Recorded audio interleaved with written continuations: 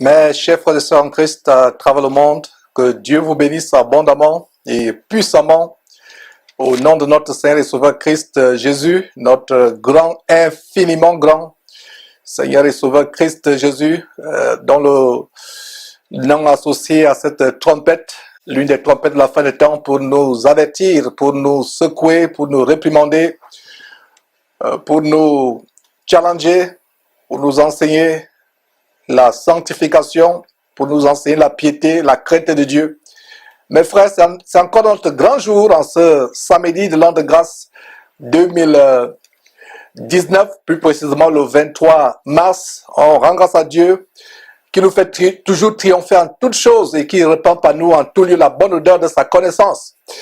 Donc c'est une joie, mes frères, une allégresse de revenir proclamer l'infinie grandeur de la parole de Dieu. Comme nous l'avons annoncé, nous sommes toujours dans le livre de Genèse, le livre de tous les commencements. Mais la bonne nouvelle, c'est que nous sommes presque à la fin. Presque à la fin, mes frères et sœurs, c'est la bonne nouvelle. Nous allons voir aujourd'hui deux chapitres, contrairement à ce que j'ai annoncé. On va voir tout simplement deux chapitres, le chapitre 46 et le chapitre 47. Et par la grâce de Dieu, la semaine prochaine, le samedi 30 mars 2019, par la grâce de Dieu, nous allons enfin boucler le livre de Genèse avec trois chapitres, le chapitre 48, le chapitre 49 et le chapitre 50. Mais aujourd'hui, en ce grand jour du samedi de l'an de grâce 2019, le samedi 23 mars, nous allons nous appesantir sur deux chapitres, le chapitre 46 et le chapitre 47. Alors mes frères, nous allons commencer, et pour les amoureux de la parole de Dieu qui sont de manière inlassable à ces banquets, je vous souhaite par anticipation bon appétit sur la base de Matthieu chapitre 4, verset 4, qui dit « L'homme ne vivra pas de pain seulement, mais l'homme devra vivre de toute parole qui sort de la bouche de Dieu. » Donc nous avons la manne du ciel, nous avons la nourriture du ciel que Dieu nous donne à travers cette parole qui est vie. Et ça me rappelle ce que le Seigneur Jésus disait, ceci est mon corps que vous mangez en mémoire de moi, en mémoire de ce que j'ai fait. Et non seulement nous le faisons quand nous prenons le pain dans ce qu'on appelle communément dans les milieux chrétiens la Sainte Seine, mais qui n'est que le repas du Seigneur. Le pain est représenté par le corps le pain représente le corps de notre Seigneur et Sauveur Christ Jésus, tandis que le vin représente son sang. Mais une autre chose qui représente le corps de notre Seigneur et Sauveur Jésus, qu'est-ce que nous mangeons? C'est la parole de Dieu. Parce que sur la base d'Apocalypse chapitre 19, verset 13, le nom de Jésus-Christ, c'est la parole de Dieu. Il est la parole de Dieu, la parole faite chair. Donc quand nous venons à ces banquets pour nous abreuver de la parole de Dieu, étudier la parole de Dieu ensemble, c'est comme si nous mangions le corps de Jésus-Christ. C'est lui que nous mangeons. Il est la parole de Dieu. Et donc voilà les choses que je voulais préciser à ceux qui sont amoureux de ces partages bibliques. Beaucoup de gens viennent malheureusement sur Jésus-Christ TV pour les scoops. Quel le pasteur qu'on va encore dénoncer, quelle abomination, quelle doctrine de démon qu'on va encore dénoncer. Comme je l'ai toujours dit, si les frères et sœurs en Christ avaient l'amour pour la vérité, si les gens à travers le monde aimaient lire la Bible, mes frères et sœurs, nous n'aurions même pas dénoncé ces choses, parce que si vous lisez assidûment votre Bible, si vous la lisez assidûment, vous la mettez en pratique point par point, vous ne seriez jamais appâté par les faux pasteurs, vous ne serez jamais escroqué, menti, trompé, grugé par ces pasteurs que nous appelons pasteurs vampires et escrocs. Mais malheureusement, tout le monde n'est pas encore arrivé à ce standard de lire la parole de Dieu, de l'examiner, de vérifier chaque jour tout ce qu'on leur enseigne, tout ce qui se passe dans les assemblées, de vérifier à la lumière de la parole de Dieu. C'est la raison pour laquelle nous venons chaque jour, non seulement pour vous donner cette parole, mais aussi pour exposer les œuvres des ténèbres, pour amener les frères et sœurs à avoir du discernement, pour ceux qui n'ont pas encore du discernement, et pour ceux qui ne lisent pas encore la Bible, la parole de Dieu merveilleuse, et comment? Inégalable. Alors mes frères, je vais vous prier de vous joindre à nous aussi au studio pour remettre ces moments à Dieu, parce que quoi que ce soit que nous faisons, en pensée, en parole ou en acte, nous faisons tout au nom de notre Seigneur et Sauveur Christ Jésus, en rendant par lui les actions de grâce à Dieu, à Dieu, son Père qui est pareillement notre Père. Donc, là, peu importe où vous vous trouvez actuellement, que ce soit dans un salon, dans un bureau, peu importe où vous nous suivez actuellement, nous vous prions de vous prosterner si vous le pouvez, de vous agenouiller si vous le pouvez, afin que nous puissions prier ensemble. Et je ne me lasserai point de vous rappeler que mes chères sœurs, une femme qui prie la tête couverte honore Dieu. Dieu est content quand il voit une sœur en Christ qui se couvre la tête avant de prier. Et à contrario, une femme qui ne se voile pas la tête quand elle prie, elle fait tout simplement une seule chose, une chose abominable. Elle insulte Dieu, elle injurie Dieu. Donc nous n'aimerons pas voir le sang d'une sœur ou d'une dame qui nous suit actuellement sur nos mains. Parce qu'une femme qui prie Dieu sans se voiler commet une chose abominable. Ne suivez pas ces faux pasteurs qui veulent vous attacher à l'amour du monde et qui vous enseignent que vos cheveux sont le voile. D'ailleurs, la plupart des femmes, et en l'occurrence des femmes africaines, n'ont même plus les vrais cheveux sur la tête. Alors si c'était vrai que vos cheveux étaient des voiles, beaucoup n'auront même plus, beaucoup auront des nylons sur les têtes, beaucoup auront les cheveux qu'on sacrifie aux démons venant de l'air sur leur tête. Donc, ce n'est pas une excuse, c'est une excuse pour les femmes qui sont encore attachées à la mondanité, qui aiment leur coquetterie, qui aiment leur apparence, qui aiment la frivolité plus que Dieu. Mais pour les saintes femmes vertueuses, les femmes vertueuses qui ont la crainte de Dieu, qui vivent en faisant plaisir à Dieu, dont le plus grand souci est de faire plaisir à Dieu, elles ne se soucieraient plus de leur apparence physique, de leur apparence externe. Elles feront tout pour plaire à Dieu, pour honorer Dieu. Donc la femme qui craint Dieu, qui aime Dieu, qui obéit à Dieu, va se voir la tête quand elle prie. Ce sont les femmes rebelles à la parole de Dieu, faisant profession de connaître Dieu, mais que Dieu ne connaît pas, qui ne connaissent pas Dieu, qui se dirigent en enfer, ayant la frivolité dans nos cœurs, la volupté dans nos cœurs. Ce sont ce genre de femmes, c'est ce genre de femmes qui ne veut pas entendre ce genre d'évangile. Donc, mes sœurs et toute dame qui se joue en cette émission, même par hasard, je vous en supplie, voilez-vous la tête quand vous suivez ces enseignements, parce qu'il peut vous arriver, même inconsciemment dans votre cœur, de prier Dieu. Et ça ne s'adresse pas seulement aux femmes, il y a aussi un commandement pour les hommes. Comment nous devons paraître quand nous prions. Et nous lisons ces choses en 1 Corinthiens chapitre 11, et il est dit dans ce chapitre que l'homme qui prie Dieu, étant couvert, ayant la tête couverte, déshonore Dieu au final. Et une manière de déshonorer Dieu, c'est de l'injurier, c'est de l'insulter. Et vous l'insultez, vous hommes, en priant la tête couverte par quelque chose. Soit une casquette, un béret, une chéchia, un chapeau, peu importe ce que vous avez sur la tête. Et ne suivez pas ces faux pasteurs qui de plus en plus imitent leur arrière-grand-mère ou grand-mère, la Babylone la Grande, l'église catholique, où vous avez ces papes, ces évêques, ces prêtres, ces cardinaux qui ont des chapeaux haut perchés, qui ne sont que des symboles du poisson, en imitation au dieu Dagon, aux Philistins qui adoraient le dieu Dagon. Et les prêtres philistins avaient les chapeaux haut formés en forme de bouche de poisson. Donc, vous voyez le chapeau du pape ou des évêques, des cardinaux, ça a une forme de poisson à la bouche ouverte. Tout simplement, c'est en imitation, pour ceux qui ne le savaient pas, aux Philistins qui, dans les temps anciens, adoraient leur divinité abominable qui s'appelle Dagon. Et voilà les choses que nous voulons préciser. Donc, s'il vous plaît, chers frères, en signe de respect à Dieu, en signe d'obéissance à Dieu, décoiffez-vous, n'ayez rien sur la tête. Et chères sœurs, ou toute dame, ou toute femme qui est en train de suivre cette émission, je vous en supplie, voilez-vous la tête, comme nous allons remettre cette émission à Dieu. Éternel Dieu, nous te rendons grâce, nous te remercions pour ce grand jour. Merci de ce que tu nous fais triompher de nos ennemis qui ne veulent pas que cette trompette continue à retentir. Tu nous fais triompher de tout esprit impur qui nous afflige, afin de nous décourager dans ce ministère, nous décourager dans ce travail. Nous te rendons grâce de ce que tu nous as conservé le souffle de vie aujourd'hui, afin que nous venions encore proclamer la grandeur infinie de ta parole merveilleuse et inégalable. Oh grand Dieu, nous te rendons grâce pour ce studio.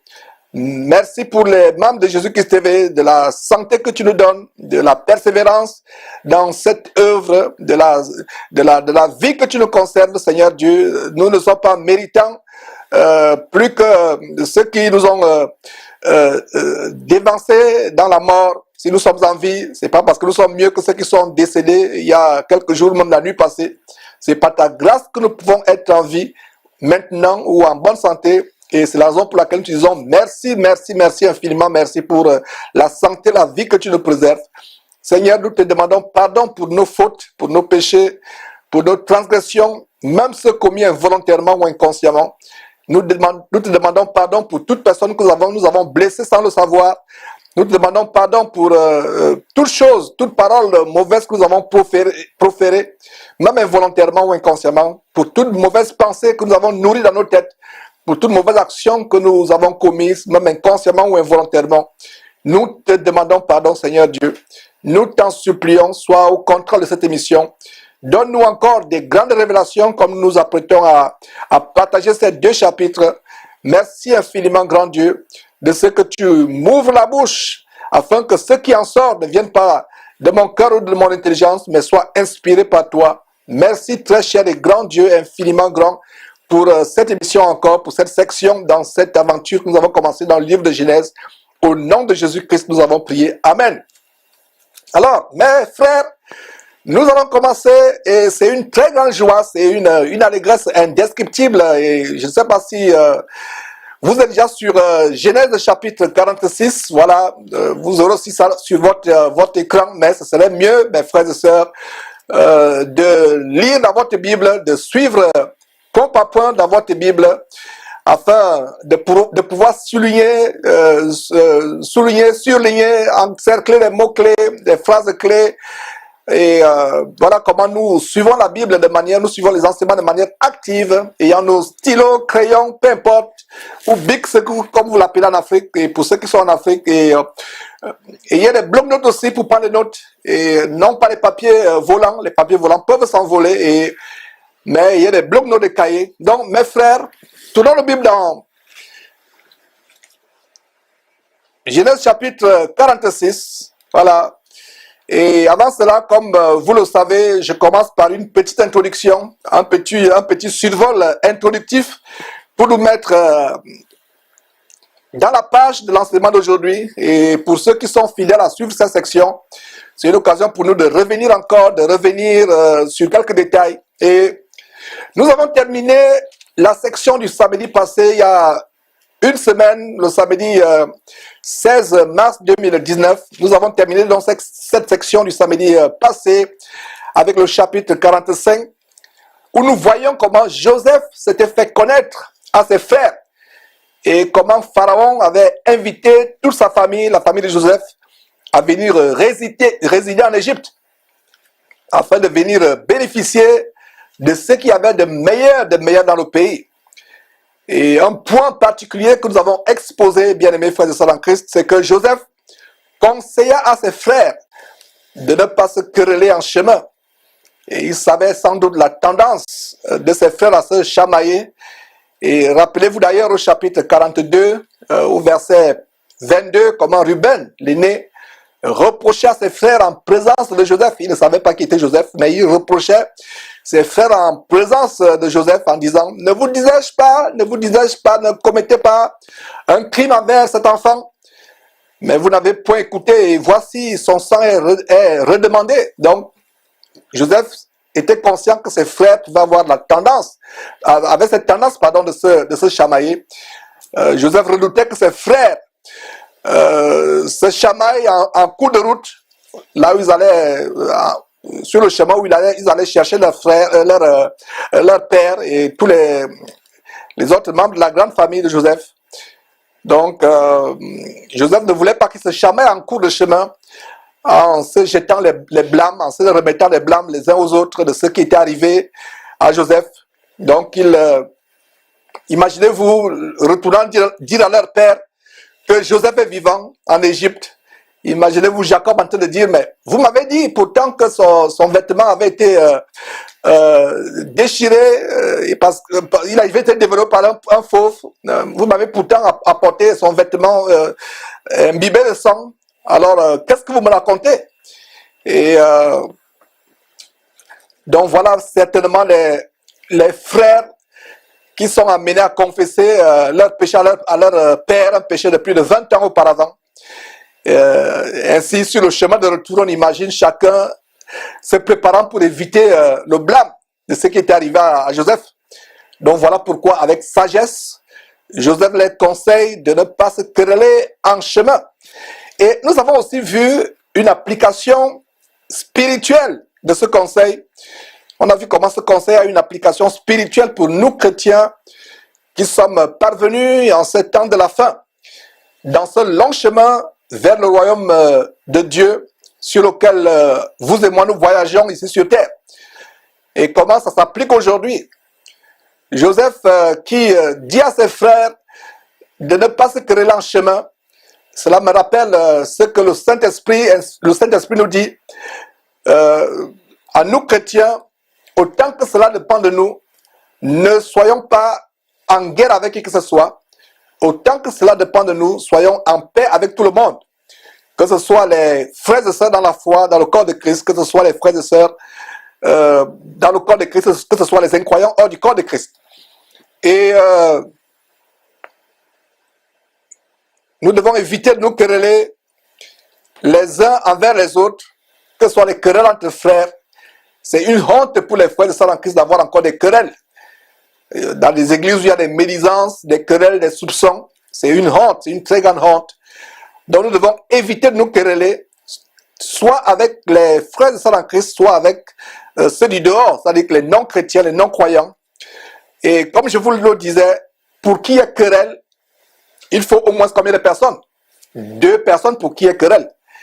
Donc dès que quelqu'un te provoque, mon frère, ma soeur, et tu refuses de te quereller, c'est la fin de la querelle. C'est la fin de la querelle, il n'y a plus de querelle, il n'y a plus de querelle. Donc pour qu'il y ait querelle, il faut au moins 2 personnes. Donc si tu fuis la querelle prend fin. Donc arrivons à ce standard, mes frères et sœurs, où personne, absolument personne, ne peut plus nous offenser, ne peut plus nous irriter, ne peut plus nous affecter, peu importe leurs attaques, peu importe leurs moqueries, peu importe leurs injures. C'est pour cela que ceux qui mettent des commentaires injurieux, désobligeants, peu importe les noms qu'ils peuvent me donner, moi particulièrement, ça m'importe peu. D'ailleurs, c'est une joie.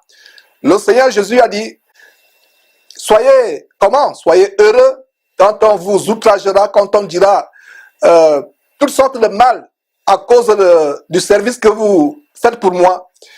Si on vous calomnie parce que vous avez fait des mauvaises choses, c'est à bon droit qu'on vous calomnie. Si on vous calomnie parce que vous êtes un pécheur, parce que vous êtes un meurtrier, un voleur, un menteur, c'est à bon droit. Mais si on vous calomnie parce que vous êtes juste, parce que vous voulez faire la volonté de Dieu, parce que vous voulez dénoncer les œuvres des ténèbres, détruire les œuvres des ténèbres, comme Jésus nous a recommandé de le faire. Jésus-Christ TV, vous connaîtrez la vérité et la vérité vous affranchira. L'une des choses qui vont fermer la porte du royaume de Dieu, c'est les querelles.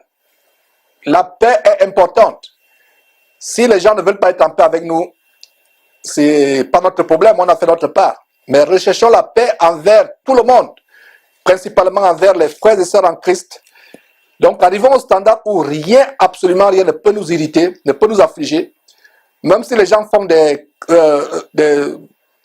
provocations, se moquent de vous, vous injurient, font des calomnies, même si votre vie est étalée au dehors, ce n'est pas votre problème. Même si les gens vous lancent les pierres, ce n'est pas votre problème. Nous devons arriver au point où rien, absolument rien nous afflige, rien, absolument rien ne nous décourage. Et les gens du monde ont une sagesse quand ils disent le chien aboie, la caravane passe. Voilà comment doit être le chrétien.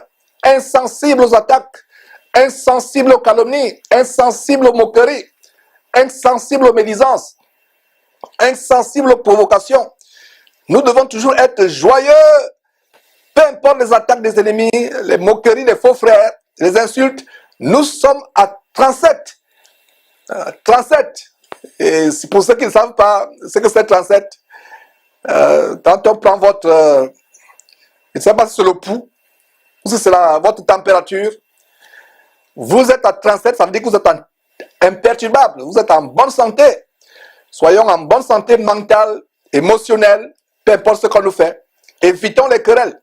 Donc, regardez comment un petit conseil de Joseph à ses frères de ne pas se quereller en chemin a une très grande application spirituelle dans ce chemin où vous et moi nous sommes. Sur ce chemin vers le royaume de Dieu.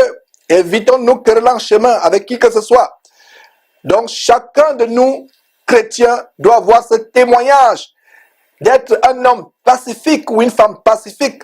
Un témoignage tant parmi les chrétiens que parmi les non-chrétiens, mais que cet homme, ce voisin du quartier, cet homme-là, ce collègue de travail est tellement pacifique, malgré les chuchotements qu'il y a de gauche à droite, les calomnies venant de la part des collègues, des camarades de classe, des voisins du quartier, il est tellement pacifique, toujours souriant, disant bonjour à tout le monde. Voilà le témoignage que nous devons avoir au milieu des païens, même au milieu des chrétiens, mais surtout au milieu des païens, afin que quand ils nous calomnient comme si nous étions des malfaiteurs, qu'ils observent au fil du temps notre très bon comportement. Donc, ayons un très bon témoignage, un témoignage des personnes pacifiques. On dit, voilà, cet homme est pacifique, cette femme est pacifique, ce sont des chrétiens, et voilà comment vous honorez Dieu, vous honorez le Fils de Dieu à travers le témoignage merveilleux que vous avez parmi les païens. Alors, nous sommes au chapitre 46 et on va voir ce qui se passe. Chapitre 46, verset 1. Israël, c'est-à-dire Jacob, rappelez-vous que son nom avait été changé. Il était d'abord Jacob, un homme pécheur, et se vautrant dans la grugerie, la tromperie. Et après plus de 20 ans de transformation, Dieu a changé son nom en Israël. Donc c'était Jacob, mais il est devenu Israël. Alors, verset 1, et chaque fois que vous lisez donc Israël comme nom dans l'Ancien Testament, ça fait généralement référence à Jacob. Donc Israël partit avec tout ce qui lui appartenait. Il arriva à Beersheba et il offrit des sacrifices au Dieu de son père Isaac. Voilà mes frères, restons sur ce verset. Il offrit des sacrifices à qui? À son père Isaac. Et Jacob ne perd au Dieu de son père Isaac, excusez-moi, il offrit les sacrifices au Dieu de son père Isaac. Et il y a une chose tellement intéressante ici, tellement intéressante. Jacob ne perd pas la tête avec ce qui lui arrive. Il n'est pas surexcité, il n'est pas euphorique avec la prospérité, l'honneur et la gloire qu'il attend en Égypte, à cause de son fils qui est presque le roi d'Égypte. Il n'oublie pas Dieu, parce que son fils est devenu la personne la plus importante du monde. Il garde un profil bas. Et avant de voyager, il remercie Dieu en lui offrant des actions de grâce. Et j'ouvre une parenthèse, comment offrons-nous des actions de grâce aujourd'hui? Il y a une sœur qui m'avait écrit, qui me dit, mais Georges, il y a une réunion d'action de grâce pour le lancement de Jésus-Christ TV sur satellite en Afrique à la télévision. Et cette réunion d'action de grâce, en quoi consiste-t-elle, frère Georges? Devrions-nous apporter des enveloppes d'argent? J'ai souri et j'ai compris que cette femme est influencée par les faux pasteurs qui vous enseignent que les actions de grâce, c'est des enveloppes. Action de grâce signifie, vous vous prosternez, vous vous mettez à genoux, vous dites merci Seigneur pour la délivrance. Voilà les actions de grâce. Si un pasteur vous dit d'apporter des enveloppes pour faire des actions de grâce, c'est un abominable dimorphe, faux pasteur, fuyez-le comme la peste, fuyez-le plus que la mort. Donc, action de grâce ou sacrifice d'action de grâce, c'est dire tout simplement merci Dieu pour la délivrance, merci Dieu pour ce que tu me fais, moi et ma famille, et les frères en Christ de l'église où j'appartiens, donc tu remercies Dieu. Alors, qu'est-ce que nous voyons ici, mes frères et sœurs? Nous voyons comment Jacob, Israël, ne perd pas la tête. Il garde un profil bas. J'imagine beaucoup de chrétiens à la place de Jacob auraient même oublié de dire merci à Dieu. Il prend un temps d'offrir les sacrifices à Dieu, au Dieu de son père Isaac. Voilà quelque chose que nous devons imiter. Une bonne nouvelle arrive, une promotion au travail. la réussite en concours, un examen, la première chose, mettez votre face sur terre et dites merci Seigneur, rendez grâce à Dieu. Ne vous précipitez pas à commencer à avoir des projets, à commencer à réfléchir comment vous allez lancer les projets de votre future maison, les voitures que vous pourrez avoir, etc. Première chose, quand quelque chose de bien vous arrive, rendez grâce à Dieu. Et que cela ne vous fasse pas perdre votre profil qui était bas, votre humilité, votre modestie. Malgré les grandes choses qui nous arrivent dans la vie, les choses sur le plan matériel, une promotion sociale, une promotion sur le plan professionnel, des biens que vous avez peut-être acquis ou un héritage ou un don qu'on vous a fait, cela ne doit pas nous amener à perdre notre humilité, notre modestie. Et bien des fois, ça peut être un test. Dieu peut déverser sur vous ses bienfaits tels qu'une abondance, une augmentation de salaire, une promotion. Vous trouvez un travail après des années de chômage. Ça peut être un test pour Dieu de voir si vous n'allez pas l'oublier. Voilà une leçon que nous avons. Encore sur Jacob. C'est vrai qu'on avait fini avec Jacob, on avait commencé avec les conseils et les leçons que nous pouvons tirer de la vie de Joseph. Mais vous voyez comment Jacob revient encore. Vous voyez les exemples que nous devons tirer dans notre marche chrétienne. Vous voyez, c'est tellement grand. Regardez comment un petit verset, le verset 1, est un grand enseignement pour nous, comment Jacob ne perd pas la tête. Mon fils est devenu grand. Mon fils est devenu le numéro 1 presque de l'Égypte. Il commence à faire des projets. Non, il a le profil bas. Il garde sa modestie. Il demeure humble. Et la première chose, c'est quoi? C'est d'offrir des sacrifices à Dieu, c'est-à-dire dire merci. La toute première chose, un bienfait vous arrive. La première chose qui me vient à l'idée, c'est de dire merci. Merci Seigneur Dieu. Merci Seigneur Dieu au nom de Jésus-Christ. Alors le verset 2 dit ceci. Dieu parla à Israël dans une vision pendant la nuit et dit Jacob, Jacob. Israël répondit me voici. Vous rappelez-vous, comme on a vu dans une section précédente, que quand Dieu appelle quelqu'un pour son nom, pas son nom 2 fois, c'est que c'est tellement important. Donc, ce verset 2 de Genèse chapitre 46 est l'un des 7 passages de la Bible où son fils Jésus-Christ appelle quelqu'un par son nom 2 fois. Comme Abraham, Abraham, Samuel, Samuel, Marthe, Marthe. Donc, quand Dieu vous appelle par votre nom 2 fois, c'est que cela est infiniment important, très important. C'est quelque chose d'extraordinaire qui va se passer. Et voilà donc comment Dieu parle à Israël. Ce n'est pas surprenant que Dieu puisse parler à Israël. Ouais, quelqu'un dont le fils est devenu le numéro 1 du pays le plus puissant du monde à l'époque. N'oublie pas Dieu. Première chose, il dit merci à Dieu. Donc quand tu honores Dieu, malgré ta grandeur terrestre, malgré tes promotions terrestres, malgré tes richesses, tes honneurs dans ce monde, Dieu ne t'oublie pas. Dieu t'honore aussi. Il se révèle à toi et il te parle comme à un ami. Et c'est le cas avec Jacob. Imaginez un seul instant que Jacob avait perdu la tête. Mon fils bien-aimé Joseph est le numéro 1 de l'Égypte. Il perd la tête. Dieu ne lui aurait pas parlé. Quelle très grande leçon pour nous chrétiens. Beaucoup de chrétiens disent, mais Dieu ne se manifeste plus à moi. J'ai l'impression que je ne sens plus Dieu dans ma vie. J'ai l'impression que je suis vide dans ma vie. C'est peut-être parce qu'au fin fond de votre cœur, Dieu n'a plus la première place. Quelque chose a ravi la première place à Dieu dans votre cœur. Regardez comment Joseph a gardé Dieu en premier dans son cœur. Et c'est de l'abondance du cœur que la bouche parle.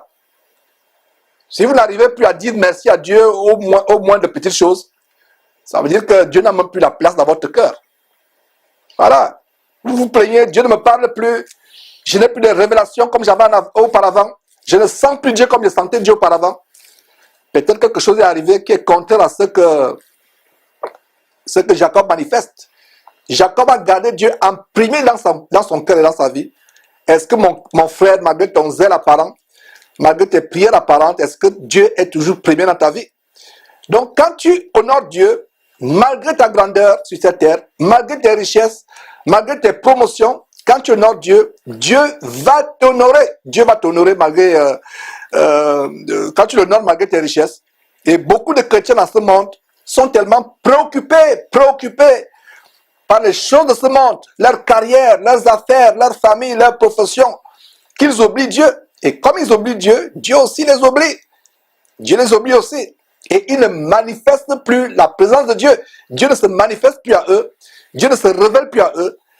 Ils lisent la parole de Dieu, la Bible devient ennuyante. Ils n'ont même plus les révélations scripturaires, Ils ne comprennent plus les choses de la parole de Dieu. Donc, si tu n'as pas le temps pour Dieu, Dieu n'aura pas le temps pour toi. Regardez ce grand verset, mes frères et sœurs, ce très grand verset. Comment dans la nuit, verset 2, Genèse chapitre 46, verset 2, Dieu parla à Israël dans une vision, la nuit, et il dit, Jacob, Jacob. Israël répondit, me voici. Verset 3, et Dieu dit, je suis le Dieu de ton père. Ne crains point de descendre en Égypte, car là je te ferai devenir une grande nation. Verset 4, moi-même je descendrai avec toi en Égypte, et moi-même je t'en ferai remonter, et Joseph te fermera les yeux. Mes frères et sœurs, quelque chose de très intéressant à noter ici, dans ce verset, examinons ce verset ensemble, scrutons ce verset, disséquons-le, mes frères et sœurs, analysons-le ensemble. Le verset 3 et le verset 4. Quelque chose de très intéressant à noter très attentivement, c'est que aller en Égypte ou rester dans notre village ou dans notre ville, là où nous sommes actuellement, n'est pas ce qui importe. Ce qui importe absolument, c'est quoi? C'est quand Dieu dit, je serai avec toi, je voyagerai avec toi, là où tu seras, là où tu voyageras, je voyagerai avec toi. Donc, peu importe si vous trouvez cet endroit, vous dites, ah, vraiment, cet endroit, je le trouve plus spirituel. Ce quartier, cette ville, ce pays, je le trouve plus merveilleux, plus propice pour mon épanouissement spirituel. Je ne trouve pas ce village propice à mon épanouissement spirituel. Les raisons qu'on se donne souvent pour voyager dans tel pays ou dans tel village, dans telle ville. Donc, peu importe comment tu peux trouver que tel endroit est plus spirituel que tel autre endroit, ce qui importe, c'est de nous assurer que Dieu est avec nous dans tous nos déplacements, dans nos mouvements. Et c'est justement ce qu'a fait Jacob. Donc, en même temps que Jacob remercie Dieu pour cette très bonne nouvelle au sujet de son fils Joseph, il voulait s'assurer que c'est la volonté de Dieu qu'il descend en Égypte. Alors, qu'est-ce qui se passe? En même temps que Jacob offre ses sacrifices d'action de grâce, il n'est pas euphorique, il ne perd pas la tête, il n'est pas surexcité. Il garde la tête froide. Et bien qu'il est content, il veut s'assurer que c'est vraiment la volonté de Dieu qu'il parte. Et les gens vont me dire, mais Georges, comment tu arrives à cette conclusion? Vous allez comprendre pourquoi j'arrive à cette conclusion. Imaginez Jacob en train de prier et dire à Dieu, Éternel, Dieu éternel, mon grand-père Abraham s'est rendu en Égypte il y a plusieurs années et il y a eu plusieurs problèmes. Il en a ramené une femme esclave nommée Agar, une esclave égyptienne, avec qui plus tard il devait commettre l'adultère. Et duquel adultère naquit Ismaël, qui fut aussi la cause de plusieurs autres problèmes. Tu as dit à mon père Isaac de ne pas descendre en Égypte, malgré la famine qu'il endurait. La famine qui avait frappé la terre, et l'Égypte à ce moment était le seul endroit où il y avait du pain. Pourtant, malgré la famine, tu as dit à mon père Isaac de ne pas se rendre en Égypte. Alors Dieu, je suis perplexe. À mon grand-père, tu dis, tu ne dis rien, il s'en est allé en Égypte sans te consulter. il en ramène des problèmes. Et à mon père Isaac, tu lui dis de ne pas aller en Égypte. Alors, qu'est-ce qui se passe, Dieu? Est-ce que vraiment je dois aller en Égypte? Qu'est-ce qui se passe? Maintenant, Dieu, qu'est-ce qu'il doit faire? Aller en Égypte ou ne pas aller en Égypte? Voilà certainement ce qui se passait dans la tête de Jacob. N'oubliez pas que ces patriarches dans la foi, n'oubliez jamais de ce qui était arrivé à leurs ancêtres, à leurs grands-parents. Ils méditaient cela, surtout Abraham, Jacob, Isaac, Joseph et les 12 tribus plus tard. Ils se rappelaient ces choses. C'est pour cela que nous avons, par la grâce du Saint-Esprit, la vertu du Saint-Esprit, par la grâce de Dieu, la vertu du Saint-Esprit, ces révélations aujourd'hui. Et voilà donc comment il y avait cette confusion dans la tête de Jacob, qui ne s'est pas empressé d'aller en Égypte. Il a tendu le feu vert. Et Dieu lui a donné ce feu vert en disant, va en Égypte, descends en Égypte, je serai avec toi. Descends en Égypte, va, je serai avec toi, je descendrai avec toi. Donc, qu'est-ce que nous apprenons ici? La volonté de Dieu pour une personne d'aller par exemple à Paris ou à New York ne sera pas sa même volonté pour toi, mon frère, ma soeur. Peut-être à toi, il te dira d'aller plutôt au Tchad ou au Mali. Même si le Tchad et le Mali, selon la chair, selon la convoitise des yeux, le Tchad et le Mali peuvent être moins attrayants que New York ou Paris ou je ne sais pas quelle autre grande ville exotique. exotique. Dieu peut dire à une personne d'aller à tel endroit, mais à toi, il te dira de ne pas aller. Il dira à telle personne, ne va pas à cet endroit, mais à toi, il te dira d'aller. Donc, chacun de nous doit avoir un contact particulier avec Dieu, dans notre relation avec Dieu, dans notre prière. Donc, ce qui est important, c'est de savoir que Dieu est avec toi dans chacun de tes déplacements. Qu'il te donne le feu vert pour aller dans tel ou tel endroit. Il y a des frères et sœurs en Christ qui me disent, mes frères, qu'est-ce que tu en penses? J'ai un projet d'aller aux États-Unis, j'ai un projet d'aller au Canada, qu'est-ce que tu en penses? La première chose qu'il leur dit, c'est que consultez Dieu, ne me consultez pas. Demandez à Dieu si c'est sa volonté. Si c'est sa volonté, non pas ta volonté à toi, mon frère, ma soeur, mais si c'est la volonté de Dieu.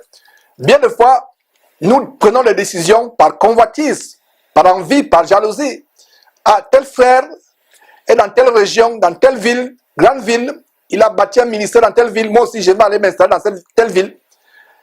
Il y a des frères qui disent, ah, j'ai envie d'aller servir Dieu, par exemple aux États-Unis. Alors qu'au quartier où tu es, tu n'as pas encore prêché la parole de Dieu à ton voisin, même à 2 ou 3 personnes. Mais tu as déjà les rêves d'aller aux États-Unis, commencer un ministère. Et il faut nous examiner, nous-mêmes, pour savoir quels sont nos motifs. J'ai envie d'aller dans telle ou telle ville. Il faut d'abord demander la volonté de Dieu et s'examiner nous-mêmes. Demander à notre conscience, oh, toi ma conscience, quel est le motif véritable? Est-ce la convoitise? Est-ce l'amour du monde? Est-ce par envie ou par jalousie? Et bien de fois, en nous examinant, nous n'aurons même pas demandé à Dieu si c'est sa volonté. Notre conscience à nous-mêmes va nous dire que là, c'est par envie que tu le fais. C'est parce que tu as vu tel autre le faire que tu vas le faire. Tu ne sais pas comment tel autre frère se retrouve aux États-Unis. Tu ne sais pas comment ça a commencé. Tu ne sais pas quelle est la relation qu'il avait avec Dieu à ce moment-là. N'en vis pas, mon frère. N'imite pas. Ayons chacun une relation particulière. Tu peux rester au Mali, tu peux rester au fond du Cameroun et avoir un impact très grand sur dans le corps de Christ par rapport au ministère que tu auras. Et si tu t'entends par exemple à venir aux États-Unis, tu vas même perdre ta foi, perdre ton âme et tu vas en faire plus tard. Ce n'est pas mauvais d'aller aux États-Unis commencer un ministère. Ne me comprenez pas mal. Mais je vais nous amener à associer Dieu dans toute décision que nous prenons. À supposer même que ce n'est pas pour commencer un ministère. Vous dites, le travail est tellement difficile au Gabon ou au Cameroun, je vais aller au Canada. Il semble qu'à Nouvelle-Zélande, il y a plus d'opportunités, ou en Australie. Est-ce que tu associes Dieu? Dieu nous a promis qu'il nous fera vivre même au milieu où il y a la famine. Dieu a promis que si 10 000 tombent à ta droite, que ce soit par la famine ou par l'épée, que 10 000 tombent à ta gauche, que ce soit par la famine ou par l'épée, tu ne seras pas atteint. Dieu a une relation particulière avec chacun de nous. Bien de fois, nous faisons les choses par les émotions, par la convoitise des yeux, par la chair, par le mimétisme. Ce que j'entends par mimétisme, c'est que nous voulons imiter les autres. Évitons de faire des choses comme cela, mes frères et sœurs. Consultons Dieu dans tout ce que nous faisons. Voilà l'exemple de Joseph qui apprend que son fils est presque le numéro 1 de l'Égypte, l'homme le plus important dans le monde, parce que c'est par lui que venait la décision de vendre le blé ou de bloquer la vente du blé. Un homme tellement influent. Jacob, son père, ne s'empresse pas de dire « Ah, je vais m'en aller ». Il offre le sacrifice de grâce à Dieu. Et pendant le sacrifice de grâce à Dieu, il veut s'assurer que c'est la volonté de Dieu. Et justement, la nuit qui suit, pendant la nuit qui vient après, Dieu lui parle. Et Dieu confirme. Pourtant, à son père Isaac, Dieu avait dit non, malgré la famine, tu ne vas pas en Égypte. Et Isaac avait obéi, tu ne bouges pas. Et voilà que lui-même, Jacob, le fils d'Isaac, est confronté à la famine. Au père Isaac, Dieu dit ne va pas en Égypte, malgré la famine. Et au fils, Jacob, dit va en Égypte. Les deux ont expérimenté la même famine. Est-ce que vous comprenez? Est-ce que vous tirez une leçon de ce qu'on est en train de partager? J'espère que le message est en train de passer. La volonté de Dieu pour tel ou tel frère ne sera jamais la volonté de Dieu pour toi. Donc ne prenons pas nos exemples sur tel a fait ceci, tel a commencé une affaire, et l'affaire a réussi dans telle ville, moi aussi je vais aller commencer l'affaire. As-tu consulté Dieu? Bien de fois nous lançons dans les choses. Tel fait le commerce est florissant. Moi aussi je vais commencer le commerce. Est-ce que c'est la volonté de Dieu que tu commences le commerce? Peut-être ça peut être la volonté de Dieu pour toi de commencer l'agriculture, par exemple. Vous voyez, faisons tellement attention. Et bien de fois, nous avons perdu, je dis bien nous avons perdu cette habitude de consulter Dieu dans ce que nous faisons. Nous avons perdu cette habitude de consulter Dieu dans les moindres choses. Tu veux commencer même une formation, dis Seigneur, est-ce que c'est ta volonté? Tu pries, Dieu ne te répond pas. Demande des signes à Dieu. Et des signes difficiles, pas des signes faciles. Il faut demander des signes difficiles. Ne demandez pas à Dieu un signe que si c'est ta volonté qu'il pleuve demain. Que le pourcentage qu'il puisse pleuvoir demain. Hein? Demandez des signes terribles à Dieu. Un signe, des signes difficiles, excusez-moi, des signes difficiles. Un signe difficile, par exemple, serait, je prends un exemple, je ne vous dis pas de demander le même signe, mais des signes difficiles.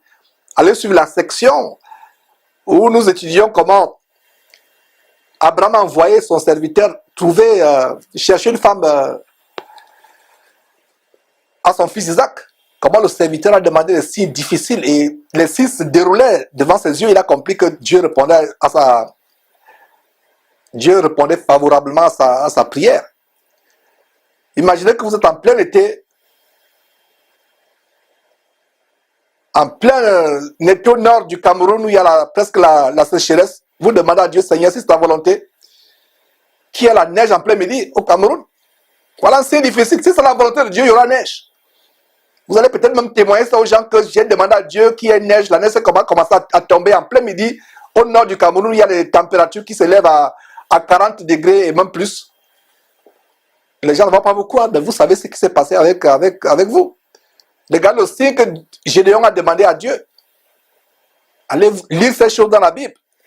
Mes frères et sœurs, ne demandons pas des signes faciles que c'est la volonté de Dieu que mon frère en Christ m'apporte un sac de croquettes. Et tu sais très bien que ton frère en Christ aime bien faire les croquettes. Ne demandez pas des choses évidentes. Demandez des signes difficiles. Et s'il vous plaît, la meilleure façon de demander des signes, c'est dans votre cœur. Ne parlez même pas à votre épouse si vous êtes marié ou à votre frère. Gardez ça seul à seul dans votre cœur. Parce qu'en ouvrant la bouche, l'oiseau ailé peut emporter votre demande vers le diable plus tôt. la meilleure façon, parce que le diable ne lit pas nos pensées, donc la meilleure façon de demander le signe à Dieu, c'est de, de lui demander dans le cœur, intérieurement, sans me murmurer, et n'en parler à personne. Et voilà donc comment nous devons apprendre à demander le signe à Dieu par rapport au projet que nous avons, projet de voyage, projet d'affaires, projet sur le plan professionnel, projet d'examen. Est-ce que doit faire tel examen ou ne pas faire tel examen? Et développons cela, mes frères et sœurs, développons la dépendance à Dieu. Ne menons pas nos vies comme bon nous semble. Bien des fois, nous pensons que nous sommes maîtres de nos vies. Nous pensons que nous pouvons faire comme bon nous semble. Développons plutôt cette habitude de croire en Dieu, de lui faire confiance, de lui confier les moindres aspects de nos vies, mes frères et sœurs. Donc, voilà donc un exemple de comment Jacob ne s'empresse pas. Il garde le sang-froid. Mes frères et sœurs, regardez, vous avez une très bonne nouvelle. Vous étiez au chômage pendant des années. Je prends un exemple pour un exemple plus près de nous. Vous avez été au chômage pendant 5 ans. Vous avez prié, veillé après veillé, jeûne de prière après jeûne de prière. Et voilà, une nouvelle arrive des États-Unis, qui a un homme d'affaires qui cherchait, un homme d'affaires américain qui cherchait un Africain comme héritier. Il voulait adopter un Africain. Et il a fait, je ne parle pas des scams, je ne sais pas comment on dit scam en français, c'est-à-dire que je ne parle pas des escroqueries sur Internet où on vous dit, voilà, tel est en train de mourir, il a le cancer, il a laissé une fortune, une valise pleine de je ne sais pas, 50 milliards. Alors, pour débloquer cela auprès de la banque, il faut faire une procédure et la procédure va coûter 2 millions. Il faut envoyer 2 millions. Non, je ne parle pas de ça. Je vous dis, à supposer réellement qu'il y a un homme d'affaires américain qui dit, je recherche un héritier, je suis sur le point de mourir, je recherche un héritier africain. Voilà, et il a fait des sondages auprès de différentes mairies. Et il a fait des sondages auprès de différentes mairies de lui donner les noms des personnes qui vont tirer au sort. Et votre nom, vous, chrétiens, mon frère ou ma soeur en Christ qui me suit actuellement. Et voilà donc le journal officiel ou la télévision officielle annonce au journal de 20h. Il y a un homme d'affaires qui a fait une recherche auprès des mairies pour trouver un Africain qui peut adopter. Alors, vous apprenez, le journaliste en train de lire votre nom. Et vous suivez cela, vous sautez, vous dites, est-ce que je suis en train de rêver? Vous vous renseignez après, vous dites, vous rendez compte qu'effectivement c'est vrai. Je suis sûr que sur 100 chrétiens qui me suivent actuellement, 99 ou 98% vont s'empresser à aller dans l'euphorie. Ils vont m'oublier Dieu. Ils vont peut-être prendre la Bible, jeter de côté, dire vraiment, ça dit, qu'est-ce qui m'arrive là? Peut-être un seul parmi 100 va dire, mais Seigneur, est-ce une attaque venant de l'ennemi? Je suis dans la disette totale, dans la galère comme on dit dans le monde. Et voilà que cet homme d'affaires américain me choisit comme son héritier, il est sur le point de mourir. Est-ce une attaque? Est-ce une tentation? Qu'est-ce qui se passe, Seigneur Dieu? Il va se mettre à jeûner, il va demander un signe difficile à Dieu, il dit, Seigneur, si c'est vraiment toi, je suis au Mali, qu'il neige en plein midi, si c'est vraiment ta volonté. S'il ne neige pas, je ne bouge pas. Que cet homme d'affaires américain cherche notre héritier qui va adopter. Est-ce que vous comprenez, mes frères et sœurs? Voilà comment nous, chrétiens, devons être vraiment radicaux, intègres. Demandons le signe. Qu'est-ce qui est impossible à Dieu? Dieu qui a créé les saisons, les temps et autres, ne peut pas faire tomber la neige en plein midi pour vous montrer que le signe vient de lui. En fait, le problème est le suivant. Il y a eu tellement d'incroyances, de manque de foi qui s'est infligé dans notre cœur que nous ne pensons pas que nous pouvons demander le signe à Dieu et il s'accomplit si c'est la volonté de Dieu. Vous demandez un signe à Dieu. Ne nous empressons pas. Ne nous empressons pas. Faisons confiance en Dieu. Une bonne nouvelle arrive. Demandez à Dieu, est-ce que c'est ta volonté? Seigneur, que j'aille dans ce pays. Il y a des opportunités d'affaires. les opportunités sur le plan académique. Je peux avoir une bourse gratuite pour faire la formation en médecine, être médecin ou être ingénieur gratuitement et avoir un bon boulot dans ce pays. Mais est-ce ta volonté que j'y sois? Ouais. Comment une petite attitude de Jacob peut être l'objet d'un grand enseignement, d'une grande exhortation. Donc, ne nous précipitons pas. Soyons patients. Le diable peut nous piéger. Plus vous grandissez avec Dieu dans la foi, plus les attaques seront tellement grandes. Et les tentations que peut-être quelqu'un qui veut connaître que Jésus-Christ il y a 2 mois, 3 mois ou 6 mois ne seront pas les mêmes tentations que j'ai aujourd'hui. Le diable sait comment je lance beaucoup de choses. Alors pour qu'il puisse me tenter, il va mettre de grandes choses, des choses tellement immensément grandes. Allez voir en Matthieu chapitre 4 et à Matthieu chapitre 4 ou Luc chapitre 4 comment il a tenté, le diable a tenté notre Seigneur, merveilleux Seigneur Jésus-Christ, avec des grandes choses. Et une fois, certains pasteurs que nous dénonçons ont bien commencé. Mais plus ils s'élèvent, plus le diable miroite des choses beaucoup plus grandes. C'est pour ça que vraiment, pour les gens qui ont l'amour pour la parole de Dieu, l'amour pour Dieu, nous devons prier pour que le diable ne soit pas capable de nous tenter. Et d'ailleurs, une des paroles de la prière que le Seigneur Jésus nous a enseignée, c'est que la prière qu'on appelle communément notre Père, une ligne c'est ne nous soumets pas à la tentation. Plus vous vous élevez dans la foi, plus vous avancez, vous vous élevez dans ce standard de sanctification, plus vous aurez des attaques les plus grandes attaques. Donc, mes frères, retournons à la parole de Dieu. Comment l'attitude de Jacob nous amène à voir des détails précis sur notre vie. Ne nous empressons pas. Demandons des signes à Dieu. Tu veux commencer une affaire, un business, une formation. Tu veux voyager dans tel village, dans telle ville. Ne sois pas séduit par la chair. Ah, Tombouctou n'est pas plus attrayant que Washington. Non. Tu ne peux pas savoir comment Dieu peut t'utiliser à Tombouctou, impacter tout un village, toute une ville. Alors qu'à Washington, tu ne seras rien. Tu peux te retrouver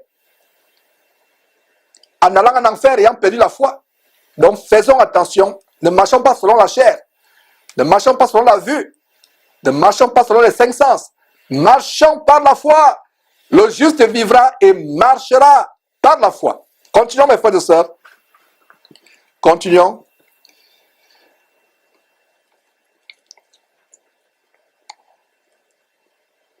Donc, prenez le temps de consulter Dieu. Jacob a pris le temps de consulter Dieu. Et une autre chose dans ce verset, avez-vous noté en passant comment Jacob est différent du Jacob qui fut envoyé par son père Isaac pour aller chercher une épouse à Aram dans la ville de sa mère Rebecca? On avait lu ça, on a étudié ça, n'est-ce pas? Je crois au chapitre 27.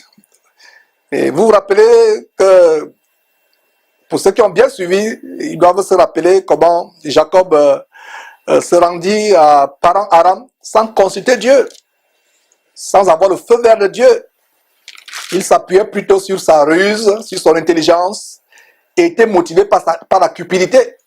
Et on a vu le contraste avec le serviteur d'Abraham qui arrive dans la région. Il avait été envoyé par Abraham pour choisir une femme pour le père de Jacob, Isaac. Arrivé là-bas, il prie Dieu d'abord et il demande ainsi à Dieu. Mais on voit comment Jacob ici n'est plus le Jacob d'il y a plusieurs années.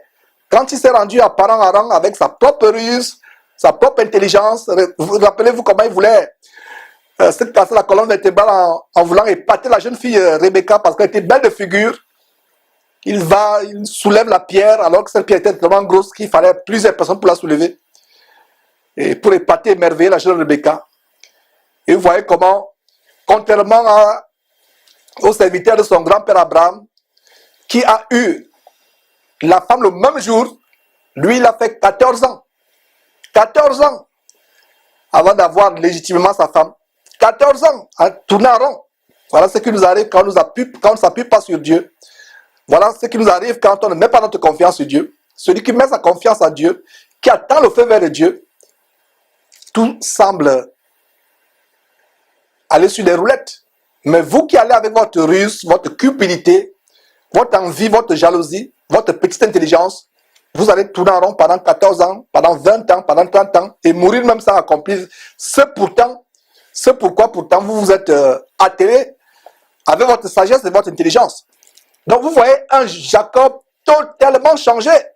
Totalement changé. À l'époque, quand il va à Paran-Aram, il ne consulte pas Dieu. Mais qu'est-ce qui se passe dans ce chapitre 46? Avant d'aller en Égypte, il consulte Dieu. Voilà donc un Jacob totalement différent, totalement transformé. Un Jacob qui n'est pas émerveillé par ce qu'il voit, par ce que son fils est devenu en Égypte, par la gloire qu'il aura, mais prend le temps de consulter Dieu, il attend le feu vert de Dieu. Est-ce que vous voyez la différence entre les deux Jacob? Jacob, il y a plusieurs années où il va à Paran-Aram sans consulter Dieu, avec sa propre ruse, sa propre intelligence, sa propre cupidité.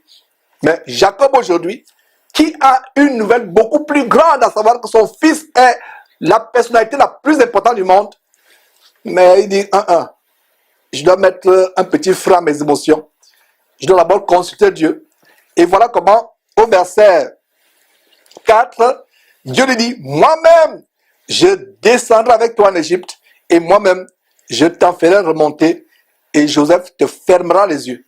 En même temps que Dieu donne le feu vert, Dieu règle même tous les détails par des prophéties en disant, non, tu ne séjourneras pas éternellement en Égypte. Tu pourras y mourir, mais tes os vont y remonter. Voilà, verset 5. On va tout simplement lire ce qui suit. Jacob quitta Beersheba, et les fils d'Israël mirent Jacob, leur père, avec leurs enfants et leurs femmes, sur les chars que Pharaon avait envoyés pour les transporter. Ça, il y avait les chars. Tout ça n'a pas impressionné Jacob. Il a d'abord voulu savoir si c'est la volonté de Dieu. Verset 6, ils prirent aussi leurs troupeaux et les biens qu'ils avaient acquis dans le pays de Canaan. Et Jacob se rendit en Égypte avec toute sa famille. Voilà, c'était la volonté de Dieu que lui et toute sa famille se rendent en Égypte. Verset 7, il amena avec lui en Égypte ses fils et les fils de ses fils, ses filles et les filles de ses fils. Voilà. Et toute sa famille. Voilà un autre détail, qu'il n'y avait pas seulement Dina comme fille. Verset 8. Voici les noms des fils d'Israël qui vinrent en Égypte, Jacob et ses fils. Premier de Jacob, Ruben. Voici les noms des fils d'Israël qui vinrent en Égypte, Jacob et ses fils. Premier de Jacob, Ruben, verset 9. Fils de Ruben, Enoch, Palu, Ezron et Carmi. Verset 10. Fils de Siméon, Jemuel, Jamin, Ohad, Jakim et Toshar. Et Saul, fils de la Cananéenne. Verset 11. Fils de Lévi, Gershon, Kehat et Merari. Verset 12. Fils de Juda, Er, Onan, Shelah, Pérez et Zarak. Mais Er et Onan moururent au pays de Canaan. Vous vous rappelez, c'était quel chapitre pour ceux qui sont fidèles? Chapitre 38 de Genèse. Les fils de Pérez furent Ezron et Hamul. Verset 13, fils d'Isaacar, Tola, Puva, Job et Shimron. Verset 14, fils de Zabilon, Séred, Elon et Jalil. Verset 15, ce sont là les fils que Léa enfanta à Jacob à Padan-Aram avec sa fille Dina. Ses fils et ses filles formaient en tout 33 personnes. Verset 16, fils de Gad, Tifjan, Hagi, Huhagai, Shuni, Esbon, Eri, Arodi et Arieli. Fils d'Azer, Jimna,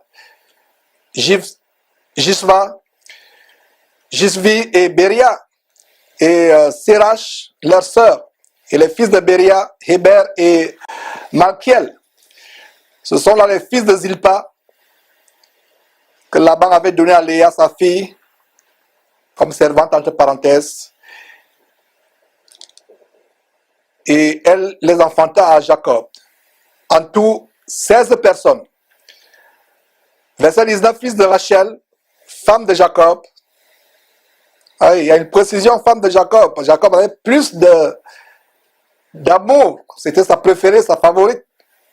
Plus d'amour pour Rachel que par rapport à Léa. Donc, fils de Rachel, femme de Jacob, Joseph et Benjamin. Verset 20.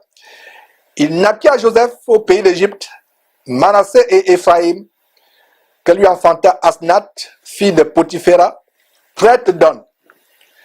Verset 21. Verset 21. Fils de Benjamin,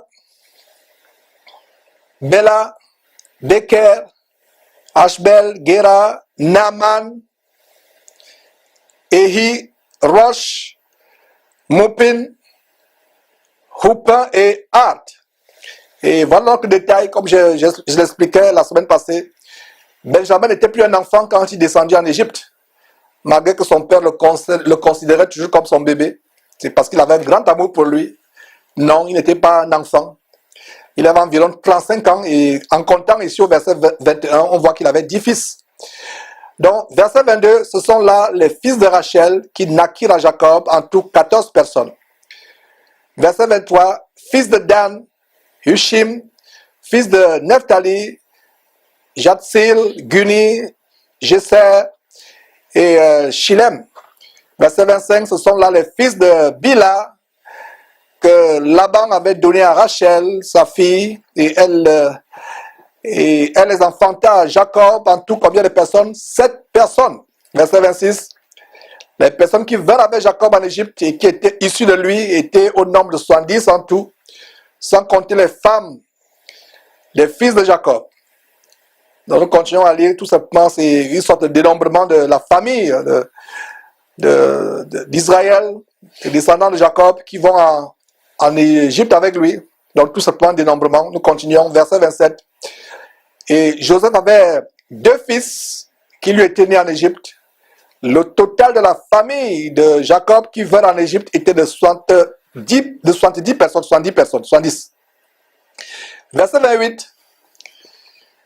Jacob envoya Judas devant lui vers Joseph. Donc voilà la famille qui arrive en Égypte. Donc Jacob, en arrivant, envoie Judas devant lui, vers Joseph, pour l'informer qu'il se rendait à Gozen. C'est tellement, c'est mon opinion, je précise bien que c'est mon opinion, que il ne voulait pas aller là où était Joseph. Il voulait tout simplement se rendre à Gozen, parce que certainement Dieu lui a montré aussi, il a confirmé cette place. Et c'est d'ailleurs, si vous vous rappelez, la place que Joseph avait voulu qu'ils occupent. Et on va voir cela plus en détail dans quelques minutes. Verset 29. Joseph attela son char et y monta pour aller vers Gozen, à la rencontre d'Israël, son père. Dès qu'il le vit, il se jeta à son cou et pleura longtemps sur son cou. Mes frères et sœurs, ouvrons une parenthèse. Un détail très important à noter dans le comportement de Joseph. Malgré que Joseph est un homme très important, l'homme le plus important du monde à cette époque, qui dirige l'Égypte, âgé d'environ 40 ans, pas 20 ans, âgé d'environ 40 ans, il a toujours un si grand respect pour son père, au point de quitter son palais royal pour aller au-devant de son vieux père. Donc voici, mes frères et sœurs, le genre de personnes que Dieu choisit et à qui Dieu confie un ministère, une mission quelconque, et non le genre de personne qui pense qu'il est devenu tellement important et élevé dans la société qu'il n'a plus à honorer son père, sa mère, ou qui a honte de son père ou de sa mère parce qu'ils sont devenus vieux ou parce qu'ils sont malades. Notez en passant, s'il vous plaît, notez en passant, on ne va pas mettre du temps dans ces deux sections aujourd'hui. Notez en passant tout simplement que Proverbe chapitre 23, verset 22, nous recommande de ne pas mépriser nos parents quand ils sont devenus vieux, de ne pas les mépriser. Regardez comment Joseph, des siècles avant la loi que Dieu avait donnée à Moïse, des siècles avant la loi donnée à Moïse par Dieu, connaissait déjà l'un des 10 commandements, les 10 commandements de Dieu en Exode, chapitre 20. L'un des 10 commandements, Exode chapitre 20, verset 12 dit, « Honore ton père et ta mère, afin que tes jours se prolongent dans le pays que l'Éternel ton Dieu te donne. » C'est exactement ce que le Saint-Esprit reprend en Éphésiens chapitre 6, verset 2, qui dit exactement, « Honore ton père et ta mère », c'est le premier commandement, avec une promesse, afin que tu, verset 3, Éphésiens chapitre 6, verset 2 à 3, verset 3, afin que tu sois heureux et que tu vives longtemps sur terre. Donc vous voyez comment un homme important n'a pas honte de ses parents, de son père, de ses frères, comment il décide de se rendre, d'aller au devant de son père, de se déplacer. Quel exemple à suivre, mes frères et sœurs. Donc ce n'est pas parce que tu es devenu grand, puissant, important dans la société que tu vas mépriser ton père, ta mère.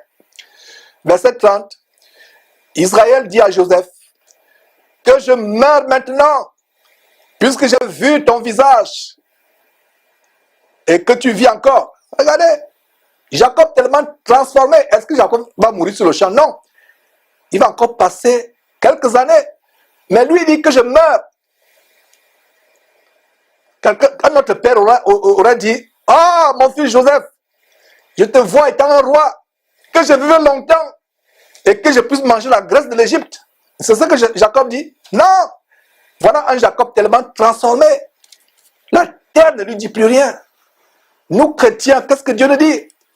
Ne vous affectionnez pas aux choses de la terre. Affectionnez-vous à ce qui est en haut. Jacob avait pour souci d'aller retrouver, de suivre ses patriarches dans le séjour du repos en attendant la manifestation du retour de Jésus-Christ. La terre ne lui disait plus rien. Il regardait comme ces choses comme la boue. Il dit que je meurs maintenant, puisque j'ai vu ton visage et que tu vis encore. Donc voilà ce qui lui suffisait. Voir Joseph, voir son visage, et il pouvait mourir. Verset 31, Joseph dit à ses frères et à la famille de son père, je vais avertir Pharaon et je lui dirai, mes frères et la famille de mon père qui étaient au pays de Canaan sont arrivés auprès de moi. Vous ne pouvez pas encore comprendre un détail au verset 31. Quand Joseph va avertir Pharaon que ses frères sont là. Mais vous allez comprendre ça dans quelques minutes. Mais soulignez comment Joseph va avertir Pharaon. Je peux déjà vous montrer que Joseph n'avait pas honte de sa famille. Et on va approfondir plus tard, dans quelques minutes. Il n'avait pas honte. Il s'empresse. Il va vers Pharaon. Il dit, je vais avertir Pharaon. Je n'ai pas honte de vous. Je n'ai pas honte de mon vieux père. Je n'ai pas honte de mes frères. Je vais vers Pharaon. Donc il dit, je vais avertir Pharaon et je lui dirai, mes frères et la famille de mon père qui étaient au pays de Canaan sont arrivés auprès de moi. Verset 32. Ces hommes sont bergers, car ils élèvent des troupeaux. Ha! Vous allez comprendre. Beaucoup de chrétiens parmi vous et moi n'auraient pas agi comme Joseph. Ils auraient eu honte de leur famille. Et surtout quoi, c'est les bergers. Mais il dit, je vais aller dire à Pharaon, voilà, ils sont arrivés, verset 32, ce sont des bergers. Ces hommes sont bergers, car ils élèvent des troupeaux. Ils ont amené leurs brebis et leurs bœufs et tout ce qui leur appartient. Verset 33. Et quand Pharaon vous appellera et dira, quelle est votre occupation? Vous répondrez, tes serviteurs ont élevé des troupeaux depuis notre jeunesse jusqu'à présent, nous et nos pères. De cette manière, vous habiterez dans le pays de Gozen, car tous les bergers sont l'abomination aux Égyptiens. Vous commencez à comprendre, n'est-ce pas? Tous les bergers sont comment? En abomination aux Égyptiens. Et dans la section précédente, dans une section précédente, on a vu comment les Égyptiens ne pouvaient même pas manger avec les Hébreux. Parce que les Hébreux, à leurs yeux, étaient tellement minables. Ça aurait été se rabaisser que de manger avec les Hébreux. Verset 34. Donc, quelle est votre occupation? Vous ne répondrez pas que nous sommes des architectes, nous sommes des ingénieurs pour essayer un peu de sauver la face à Joseph. Non! Vous dites ce que vous êtes. Les serviteurs ont élevé des troupeaux depuis notre jeunesse jusqu'à présent. Nous et nos pères. Il n'y a rien de grand en nous sur le plan terrestre. Il n'y a rien de élogieux, il n'y a rien de noble. Nous élevons depuis notre jeunesse jusqu'à présent, nous et nos pères, des troupeaux de bœufs, des brebis. De cette manière, vous habiterez dans le pays de Gozen, car tous les bergers sans exception, tous les bergers sans exception sont en abomination aux Égyptiens. Donc voilà le verset qui montre encore comment les Égyptiens méprisaient les bergers. Les Égyptiens étaient cultivés et vivaient dans une société civilisée, sophistiquée, raffinée pour eux. Raffinée. Et à leurs yeux, les bergers étaient des brutes, des personnes incultes, des barbares ou des sauvages. Des gens qui vivent dans les vallées, dans les jungles et qui puent la bouse de vache. Voilà comment les bergers étaient aux yeux des Égyptiens. Malgré cela, Joseph qui est devenu grand en Égypte, Joseph qui est devenu un Égyptien par adoption, grand en Égypte, n'a pas honte des siens. Et il leur recommande de dire quoi? De dire la vérité à Pharaon. À savoir qu'ils sont tous des bergers. Il a dit, dites à Pharaon que vous êtes des bergers, car je ne lui cacherai pas que vous êtes mes frères. Même si les Égyptiens vous méprisent, vous demeurez mes frères. Mes frères sont des bergers. Mes frères ne sont pas des personnes sophistiquées, ne sont pas des personnes civilisées, des personnes raffinées comme vous. Ils sont des sauvageons, des barbares, mais ce sont mes frères. Regardez un détail tellement grand sur Joseph. Voyez-vous, mes frères et sœurs, un détail dans le caractère de Joseph que nous devons imiter. Beaucoup de chrétiens parmi nous aujourd'hui, vous et moi qui sommes rassemblés derrière cette émission aujourd'hui, cet enseignement, beaucoup de chrétiens parmi nous aujourd'hui auraient eu honte de leurs frères s'ils étaient à la place de Joseph. Et les auraient même cachés à Pharaon. Non, allez à Gozen, allez vous cacher là-bas. C'est un secret entre vous et moi. Je risque de perdre mon boulot. C'est un secret. Vous aurez tout. Vous aurez à manger. Vous aurez tout. Allez vous cacher. Ne dites à personne qu'on se connaît. Allez seulement, allez. Ne m'apportez pas la poisse. Ne m'apportez pas la honte. Allez. Allez. S'il vous plaît. Vous aurez tout de moi. Vous aurez tout de moi. Allez. Ne m'apportez pas la malchance. Hein? Des chrétiens qui parlent de malchance. Ne m'apportez pas la poisse.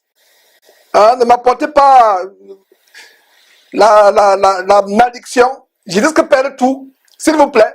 Cachez que je vous connais. Cachez que je vous connais.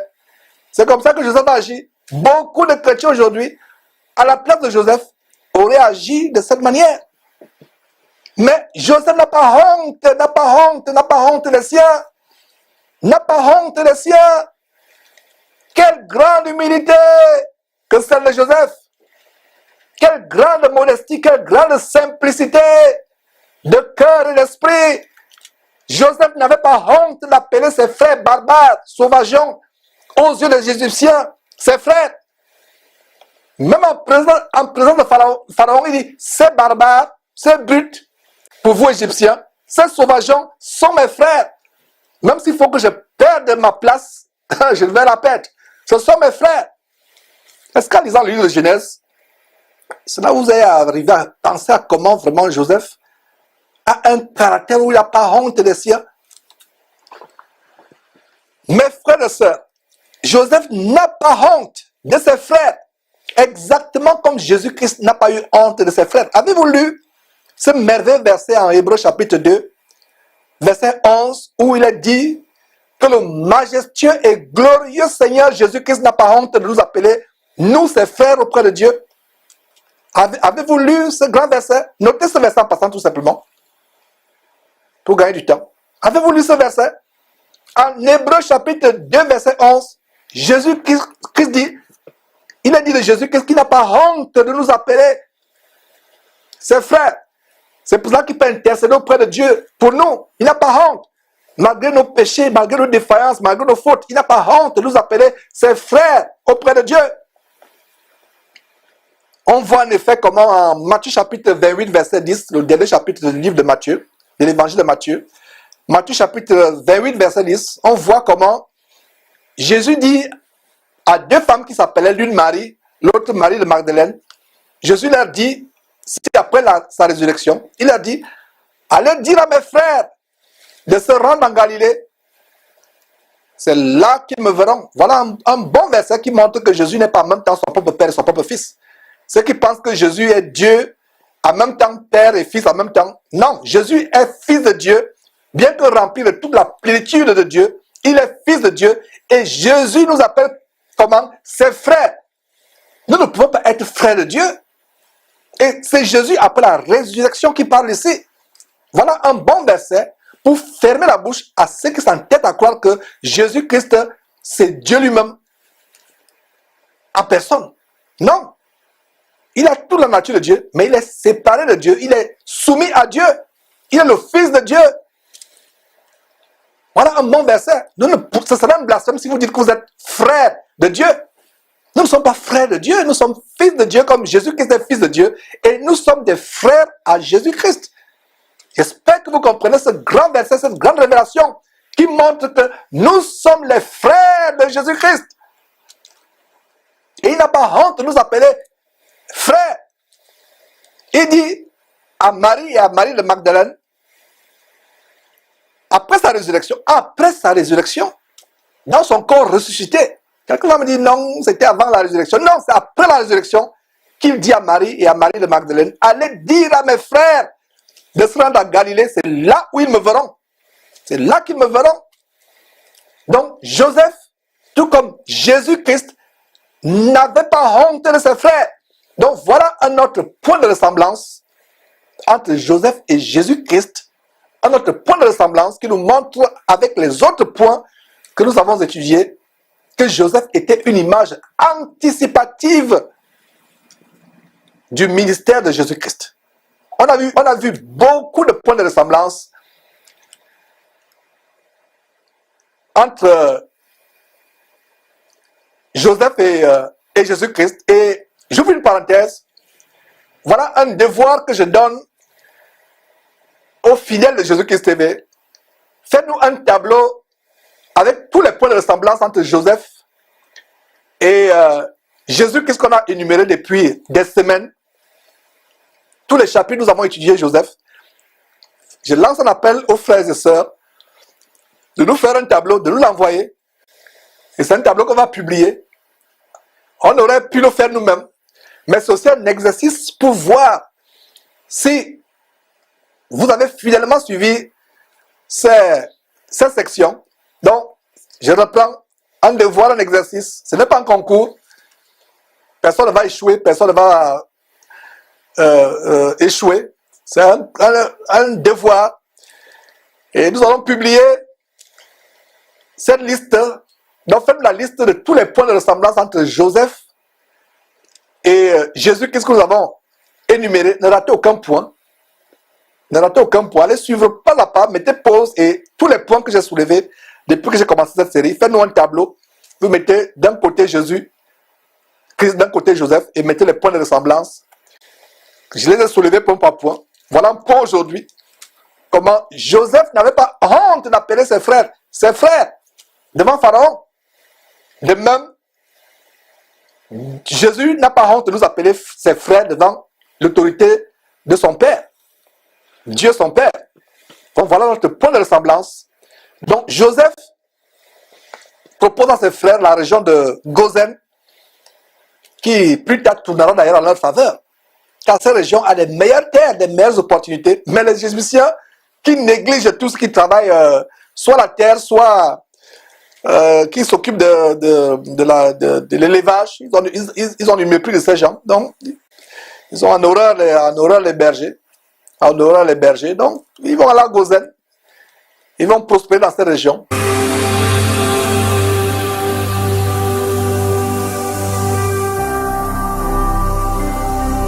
Jésus-Christ TV, vous connaîtrez la vérité et la vérité vous affranchira. On vient de boucler avec le chapitre 46 de Genèse et on va entamer le chapitre 47. On ne va pas mettre beaucoup de temps au chapitre 47. Et avant cela, il y a la question de Christelle M qui nous suit sur YouTube. La régie vient de me passer sa question qui dit: est-ce que on peut, devons-nous toujours gêner pour chercher la volonté de Dieu? La relation avec Dieu est tellement personnelle, particulière. La manière par laquelle Dieu t'a répondu et comment tu as fait pour que Dieu te réponde, que Dieu te montre telle chose, ne peut pas être la même manière pour telle ou telle personne. Si vous vient à cœur de jeûner, faites-le. Si vous vient à cœur de prier ou de demander un signe, afin chacun doit s'approcher à Dieu selon qu'il a inspiré. Nous ne pouvons pas faire l'exemple de tel ou tel autre chrétien ou chrétienne, un modèle, un standard. Tel est passé par le jeûne, tel est passé par l'abstinence, tel est passé par ceci ou cela, tel est passé peut-être par demander le signe à Dieu pour que Dieu lui montre. Donc cela doit être particulier, personnel. Donc mes frères, il y a une chose que nous devons savoir, c'est que Dieu agit avec nous d'une manière ou d'une autre. Il est souverain. Et la manière par laquelle Dieu agit avec nous, particulièrement il y a 10 ans, ce n'est pas la manière par laquelle Dieu va agir avec nous il y a peut-être dans 2 ans, dans 1 an, etc. Donc, cela doit être sous l'inspiration, selon que nous sommes inspirés. C'est parce qu'il a répondu à la question. Donc, chapitre 47 maintenant. On va voir autre détail. Chapitre 47. La parole de Dieu est merveilleuse. Alors, Joseph qui n'a pas honte de ses frères, de son vieux père, va avertir Pharaon et lui dit: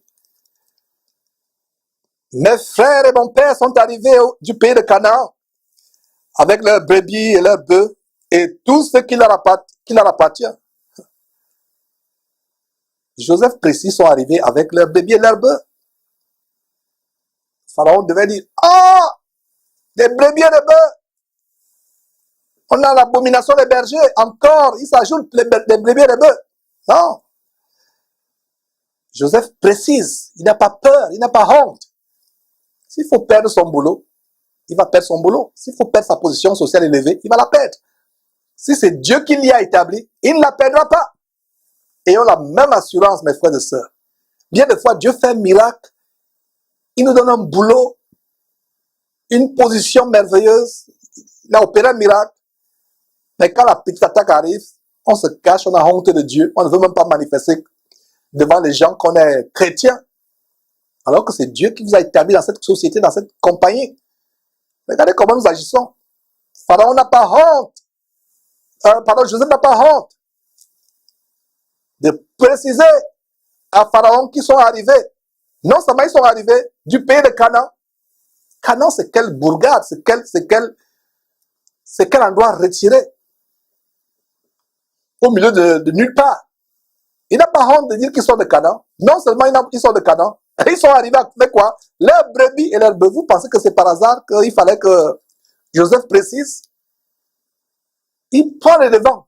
Si je dois perdre mon boulot, je vais perdre mon boulot. Vous avez des bergers en abomination. Mais mes parents sont arrivés avec leurs brebis et leurs bœufs. À prendre ou à laisser. S'il faut me licencier de ma position élevée, il n'y a pas de problème. Je vais retourner avec mon père et ma mère. Ah non, je vais retourner avec mon père et mes frères. Voilà, verset 1, Joseph a averti Pharaon et lui dit, mes frères et mon père sont arrivés du pays de Canaan avec leurs brebis et leurs bœufs et tout ce qui leur appartient. Et les voici dans le pays de Gozen. Verset 2, il prit 5 de ses frères et se présenta à Pharaon. Pharaon leur dit, quelle est votre occupation? Ils répondirent à Pharaon, tes serviteurs sont des architectes. Ils peuvent construire les pyramides. On a vu des pyramides là, on peut construire. Nous sommes des grands ingénieurs en pont et chaussée. Nous sommes des techniciens en hydraulique pour construire les barrages sur le Nil. C'est ce qu'ils ont dit. Et ils ont dit la vérité. Bien de fois, nous mentons dans nos résumés, ce qu'on appelle CV ici aux États-Unis, des CV. Nous mentons lors des entretiens d'emploi. Nous mentons pour impressionner. Ils n'ont pas dit, nous sommes architectes, nous sommes ingénieurs. Nous sommes quoi? Vous lisez avec moi? Nous sommes quoi?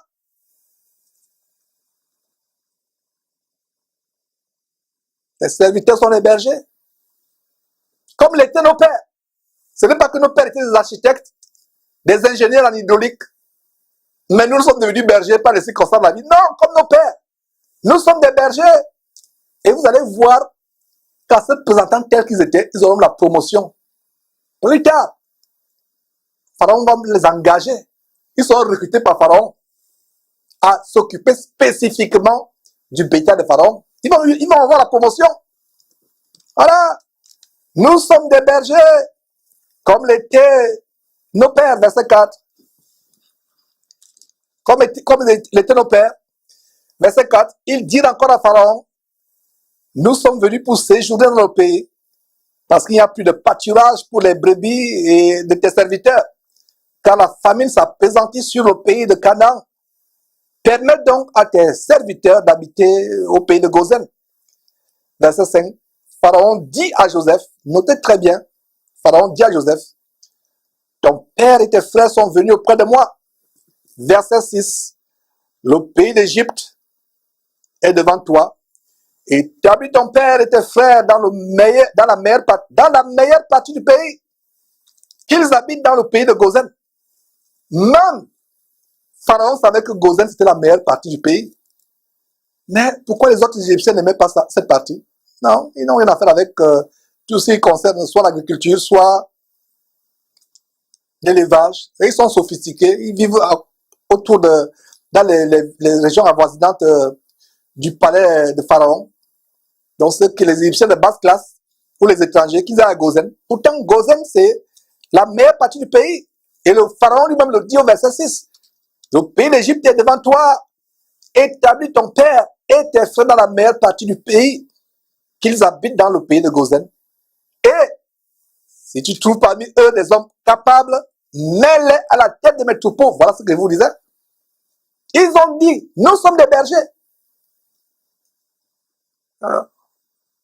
Comme une histoire qui circulait au Gabon, une anecdote, où les femmes de ménage ou les hommes qui s'occupent du ménage dans les bureaux administratifs, pour embellir tellement leur résumé, ils vont mettre nettoyeur, ils vont mettre ingénieur de surface.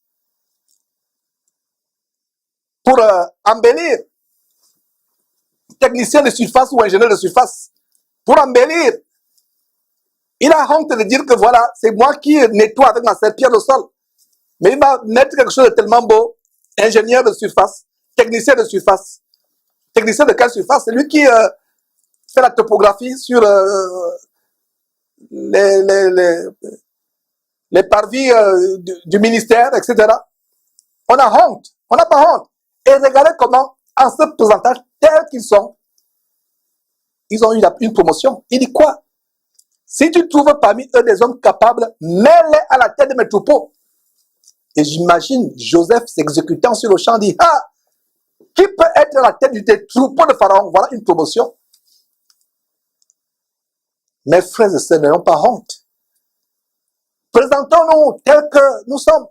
Rappelez-vous comment Joseph est parti de la prison en haillons, avec les cheveux comme un animal. On l'a rasé. Il était méconnaissable.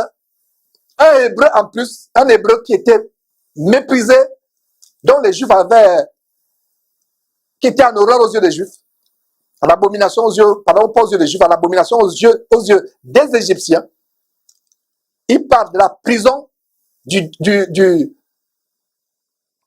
donjon, je ne sais pas comment on dit, du cachot. Je ne sais pas si on dit donjon en français, bon bref, en anglais on dit dungeon. Donc il part du cachot, et du cachot à quoi? À la royauté. Bien des fois, nous chrétiens, nous voulons nous cacher, nous voulons cacher nos origines. Nous voulons embellir notre pedigree. Nous voulons embellir. Vous n'avez pas de diplôme. Présentez-vous sans diplôme, il n'y a pas de problème. Dieu peut vous élever. Au lieu de vouloir mentir, au lieu de vouloir embellir. Et combien de chrétiens mentent lors des entretiens d'embauche? Ils embellissent. Vous n'avez rien, vous n'avez rien. Si c'est votre boulot, Dieu va vous le donner. Combien de fois nous avons menti dans les entretiens d'embauche? Heureusement que Dieu est tellement patient avec nous. Et si vous suivez tels enseignements, ce n'est pas pour vous affliger. C'est pour vous amener à être des personnes meilleures. Nous amener à être des personnes meilleures. Je me corrige, excusez-moi, c'est lapsus. Nous amener, nous tous, moi y compris, à être des personnes meilleures. Si quelqu'un pense qu'il atteint la perfection, ça prouve qu'il se dirige à l'enfer. Nous devons la rechercher jour après jour et implorer la grâce de Dieu pour nous transformer, pour nous rendre meilleurs. Donc ces petits détails que nous voyons, c'est pour nous aider à être meilleurs, à être honnêtes devant Dieu. Joseph et ses frères se présentent tels quels. Ils n'ont pas honte de cacher qu'ils sont bergers. Et voilà comment une promotion tombe. Ils deviennent ministres de l'élevage. Des hommes qui sont les ministres de l'élevage. Ils vont s'occuper de l'élevage des brebis, des troupeaux de Pharaon. Là, voilà qu'ils deviennent des ministres, des fonctionnaires en charge des troupeaux de Pharaon. Alors qu'ils s'étaient présentés en disant que nous sommes des architectes, des ingénieurs,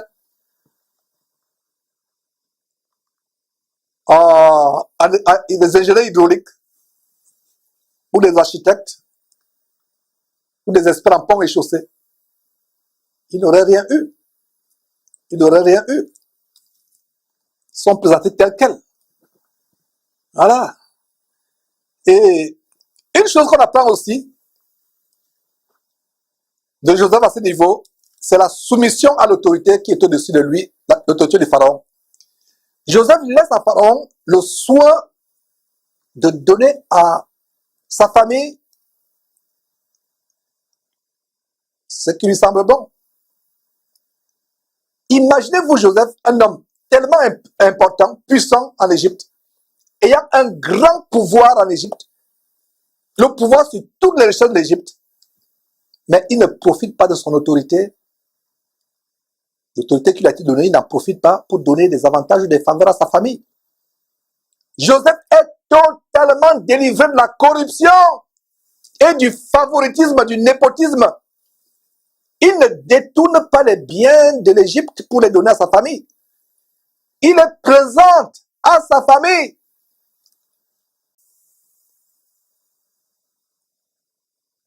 Il présente sa famille plutôt au pharaon. Et c'est Pharaon de décider. Il présente, regarde, écoutez très bien. Le verset 2 de ce chapitre qu'on a lu, qu'on est en train de voir, ce chapitre 47, Joseph présenta sa famille à Pharaon. Et c'est Pharaon qui prend la décision. Aujourd'hui, nous chrétiens, parce qu'on a une position élevée au ministère des impôts, où on gère la fiscalité de l'État, on a une position élevée à la douane. Nos familles peuvent amener les colis, les conteneurs depuis l'étranger sans payer la douane parce que nous sommes à la douane.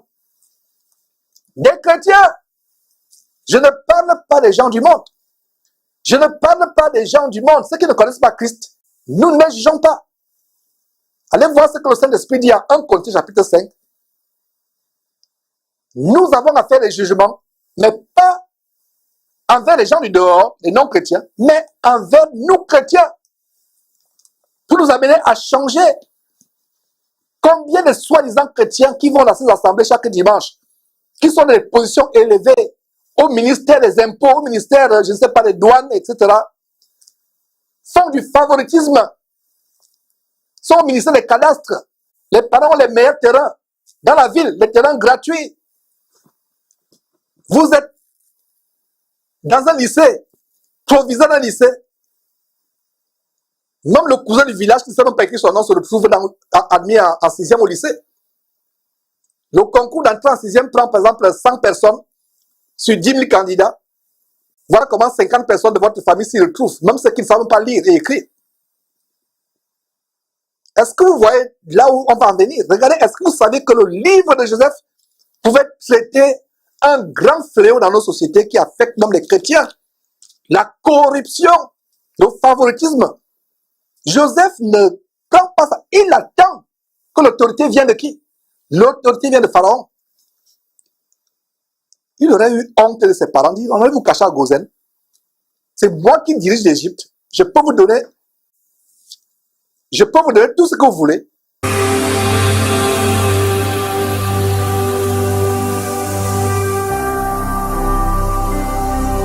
Jésus-Christ TV, vous connaîtrez la vérité et la vérité vous affranchira. Des grandes révélations dans le livre de Genèse et au chapitre 47. Est-ce que nous pouvions nous imaginer comment le Saint-Esprit nous donne des grandes leçons contre la corruption, le favoritisme? Voilà Joseph qui n'utilise pas, qui n'abuse pas de sa position élevée pour donner des avantages à sa famille. Il est obligé d'aller voir le pharaon, de l'avertir que c'est le pharaon qui prend, c'est le pharaon qui prend les décisions pour sa famille. Quel exemple pour nous chrétiens aujourd'hui, comme il disait, des chrétiens qui ont des positions dans le gouvernement, ils sont ministres de tel, ils sont gouverneurs, préfets, des chrétiens, mais qui font la corruption, qui font le favoritisme, le népotisme, qui privilégient leur famille, sont proviseurs dans un lycée, commissaire de police quelque part. Ils privilégient les membres de leur famille. Vous apportez les conteneurs de choses que vous avez achetées à l'étranger. Ça passe à la douane parce que c'est pour votre petit frère, pour votre épouse, ou pour votre père, ou pour votre cousin, cousine. Imitons l'exemple de Joseph. Joseph va demander à l'autorité la permission de donner une région à sa famille. Et d'ailleurs, c'est l'autorité qui prend les devants. Vous êtes à l'administration du cadastre. Vous donnez les meilleurs terrains, les meilleurs avantages aux membres de votre famille. Cela ne doit pas se faire. Le chrétien doit avoir l'intégrité. Vous êtes au ministère des impôts. Votre famille va payer les impôts comme tout le monde. Ils ont une boutique, une épicerie, une quincaillerie, une affaire. Ils doivent payer les impôts comme tout le monde. Voilà l'intégrité. C'est dommage de voir comment les chrétiens sont prêts à corrompre et à se faire corrompre. Comme je disais à un de mes petits frères, qui n'est pas bon pour toi d'aller corrompre, d'aller payer 3 millions ou 4 millions de francs CFA pour avoir un concours d'entrée, soit à la magistrature, soit à l'école normale où on forme les professeurs. Tu n'as pas à le faire. Le faire, c'est un péché. Et si tu le fais, tu pèches contre Dieu et tu pourrais être puni plus tard. Soit tu te retrouves en enfer parce que tu as fait quelque chose de mauvais, soit tu te retrouves d'abord en prison parce qu'on t'a surpris de vouloir corrompre. pour que ton nom soit inscrit à un concours. Et voilà comment on va lever le nom de quelqu'un qui mérite, qui a étudié dur pour son concours, et on va mettre le nom de quelqu'un parce qu'il il connaît le directeur de l'école, de la magistrature, il connaît le directeur de telle école, ou alors il a payé. C'est des choses que nous évoquons, nous devons vivre dans ce monde avec notre intégrité, notre crainte de Dieu. La piété, l'honnêteté, l'intégrité doivent regagner le corps de Christ, doivent regagner la vie des chrétiens. C'est pour cela que nous précisons ces choses. Nous exhortons à devenir meilleurs. Donc regardez comment Joseph ne profite pas de sa situation. Disons tout simplement pour couvrir ce chapitre, et on va voir quelques détails selon que le Saint-Esprit nous conduit. Il n'y a pas plus grande chose à voir. C'est un détail important à partir du verset 6, comment Joseph nous donne des leçons de probité, des leçons d'intégrité, d'honnêteté. Il ne profite pas de sa position sociale élevée pour donner des avantages, des bénéfices particuliers à sa famille, à ses frères. Verset 7. Joseph fit venir Jacob, son père, et le présenta à Pharaon, et Jacob bénit Pharaon. Regardez, Jacob, il bénit Pharaon. Joseph a été une bénédiction pour Jacob et sa maison. À cause de qui? À cause de Pharaon. Voilà comment Jacob lui aussi bénit Pharaon. Donc, mon frère, ma soeur, à cause de ton intégrité, à cause de ton amour pour Dieu, tu peux être une source de bénédiction pour ta famille plus tard. Verset 8, Pharaon dit à Jacob, quel est le nombre des jours des années de ta vie? 9, Jacob répondit à Pharaon, les jours des années de mon pèlerinage sont de 130 ans. Les jours des années de ma vie ont été peu nombreux et mauvais. Ils n'ont point été les jours des années de la vie de mes pères durant leur pèlerinage. Ils ont été mauvais. Jacob n'a pas eu une vie facile comme Isaac. Il a eu une vie d'épreuve. Dieu l'a éprouvé à plusieurs reprises. Et c'est bien de fois d'être éprouvé, de passer par des épreuves, par des tribulations. Ça solidifie notre foi, notre marche. Regardez comment Isaac est fini. Isaac n'a pas eu les mêmes épreuves, les mêmes tribulations, les mêmes difficultés que Jacob, son fils. Mais regardez comment Isaac est fini. Non seulement aveugle sur le plan spirituel, mais aveugle sur le plan, non seulement aveugle sur le plan physique, mais aveugle sur le plan spirituel. Et regardez par exemple un roi comme Saül, comparez-le avec Salomon et David. Qu'est-ce qui fait la différence entre David et Saül et Salomon? Salomon et Saül ont reçu la royauté sans difficulté. Ils ont reçu la royauté sans souffrir, sans aucun problème, sans aucune difficulté. Mais regardez comment Saül et Salomon finissent. Mais regardez comment David est devenu roi au travers de beaucoup d'épreuves, de beaucoup de difficultés. Malgré les erreurs qu'il a commises, regardez comment David a fini sa vie. C'est le même qu'avec Jacob. Donc les tribulations et les difficultés ne sont pas forcément une mauvaise chose, bien que c'est des choses que la chair ne souhaiterait pas. Mais ça peut aider à affiner notre caractère. Oui. Verset 10, Jacob bénit encore Pharaon pour la deuxième fois et se retira de devant Pharaon. Verset 11, Joseph établit son père et ses frères et leur donna une propriété dans le pays d'Égypte, dans la meilleure partie du pays. Il leur donna, mais le Pharaon avait donné son feu vert. Le Pharaon avait été mis au courant de cela. Voilà. Dans la comté de Ramsès, comme Pharaon l'avait ordonné, souligné comme Pharaon l'avait ordonné. Joseph n'a pas abusé des biens publics. Il n'a pas détourné les biens publics pour les donner à ses parents. Non, il a reçu l'autorité, le feu vert du chef suprême de l'Égypte qui était le Pharaon. Malgré le fait qu'en fait, Joseph était une sorte de Pharaon, mais il avait toujours au-dessus de lui cette autorité, même s'il était symbolique, mais elle était là. Donc il va voir cette autorité Mes frères et sœurs, quel exemple à suivre d'honnêteté, d'intégrité, de probité. Verset 12. Joseph fournit du pain à son père et à ses frères et à toute la famille de son père, selon le nombre des enfants. Verset 13. Il n'y avait plus de pain dans tout le pays, car la famine était très grande. Le pays d'Égypte et le pays de Canaan languissaient à cause de la famine. Verset 14. Joseph recueillit tout l'argent qui se trouvait dans le pays d'Égypte et dans le pays de Canaan contre le blé qu'on achetait. Il fit entrer cet argent dans la maison de Pharaon. Quel bon gestionnaire! Il n'a pas fait, comme je vous expliquais, des grandes études d'économie. Ce n'était pas un grand économétricien ou un économiste. Il était tout simplement quelqu'un qui avait la faveur de Dieu. Il avait quelqu'un qui avait la grâce de Dieu dans sa vie. Et Dieu lui donnait la sagesse. Verset 15. Quand l'argent du pays d'Égypte et du pays de Canaan fut épuisé, tous les Égyptiens vinrent à Joseph en disant, donne-nous du pain.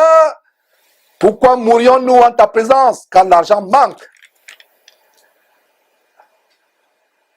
Joseph, qui se retrouve un bon administrateur des biens publics, un bon gestionnaire des biens publics, au verset 16 dit, donnez votre troupeau et je vous donnerai du pain contre vos troupeaux si l'argent manque. Verset 17, ils amenèrent leur troupeau à Joseph. Et Joseph leur donnait du pain contre les chevaux, contre les troupeaux de brebis et de bœufs, et contre les ânes. Il leur fournit ainsi du pain de cette année-là, contre tous les troupeaux. Verset 18. Lorsque cette année fut écoulée, ils vinrent à Joseph l'année suivante et lui dirent, nous ne cacherons point à mon Seigneur. À qui? À mon Seigneur. Que l'argent est épuisé et que les troupeaux de bétail ont été menés à mon Seigneur. Il n'avait rien. Donc c'est Pharaon qui était tellement riche. Il ne reste devant mon Seigneur que nos corps et nos terres. Verset 19. Pourquoi mourions-nous sous tes yeux, nous et nos terres?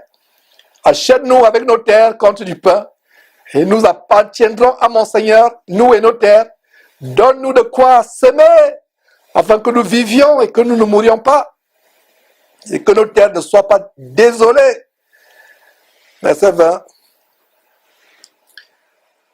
Joseph acheta toutes les terres de l'Égypte pour Pharaon, car les Égyptiens vendirent chacun leur champ, parce que la famine les pressait et le pays devint la propriété de Pharaon.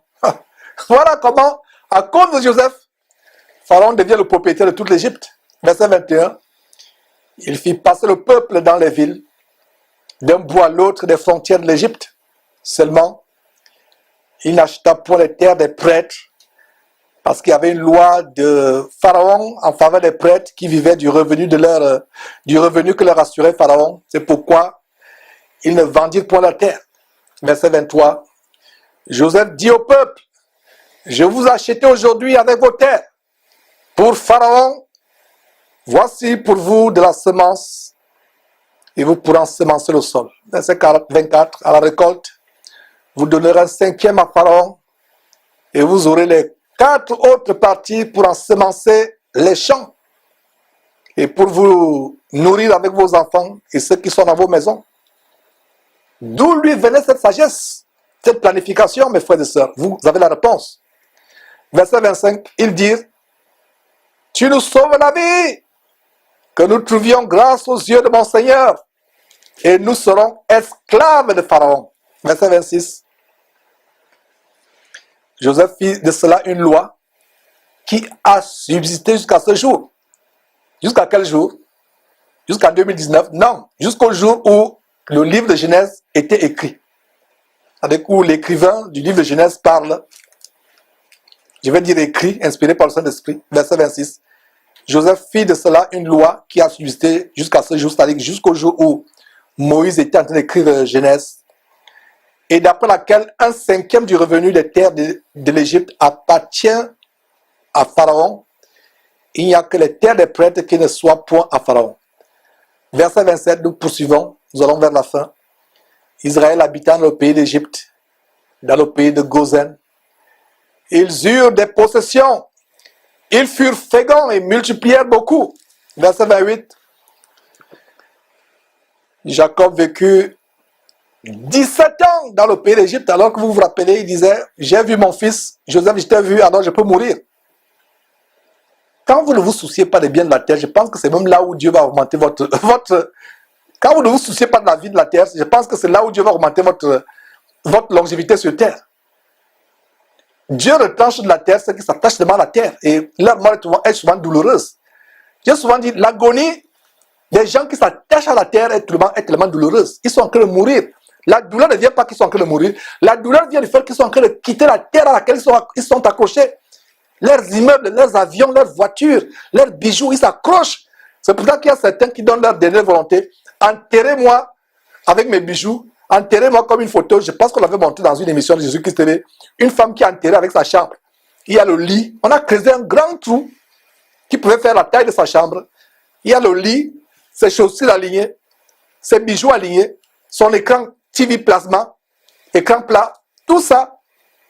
J'espère qu'elle devait porter ses robes sexy, ses chaussures sexy dans le séjour des morts. Voilà comment les gens s'accrochent à la terre. Et ils meurent. Et la mort et l'agonie est douloureuse. C'est pour ça qu'il y a des cadavres, vous voyez le visage fait une grimace. Le visage a la douleur, la grimace, la douleur. Parce qu'il est mort en souffrant. Pas à cause du fait qu'il mourait, mais à cause de comment il a quitté l'âme en train de sortir du corps. L'âme quitte le corps et il souffre. Il va laisser les biens de la terre. Pour quelqu'un qui ne se soucie pas des choses de la terre, la mort est aisée. Il meurt sans souffrance. C'est pour ça que vous voyez certaines personnes, quand vous voyez le cadavre sourit. Il a quitté cette terre étant en paix, étant en joie. Il voulait quitter cette terre. Voilà comment Jacob demande à Dieu, il dit, Seigneur Dieu, j'ai vu Joseph, je peux maintenant mourir. Quel est cet homme qui n'aime pas vivre longtemps, qui n'aime pas les choses de cette terre? Dieu lui ajoute encore combien? 17 ans. J'espère que vous comprenez là où je vais en venir. N'aimez pas ce monde. N'aimez pas cette vie. Aimez les choses du ciel. 17 ans encore. Jacob, verset 28, vécut 17 ans dans le pays d'Égypte. Et les jours des années de la vie de Jacob furent de combien? De 147 ans. Verset 29, lorsqu'Israël s'approcha du moment de sa mort, il appela son fils Joseph et lui dit, si j'ai trouvé grâce à tes yeux, mais je te prie ta main sous ma cuisse et use envers moi de bonté et de fidélité, ne m'enterre pas en Égypte. D'où venait cette coutume de mettre la main sous la cuisse? Certainement, Jacob avait entendu dire comment son grand-père Abraham avait fait jurer son serviteur d'aller chercher une femme à Paran-Aram, une femme pour son père Isaac. Voilà comment Jacob refait la même chose, mais cette fois-ci pas pour son serviteur, mais pour son propre fils Joseph en disant, jure-moi ceci.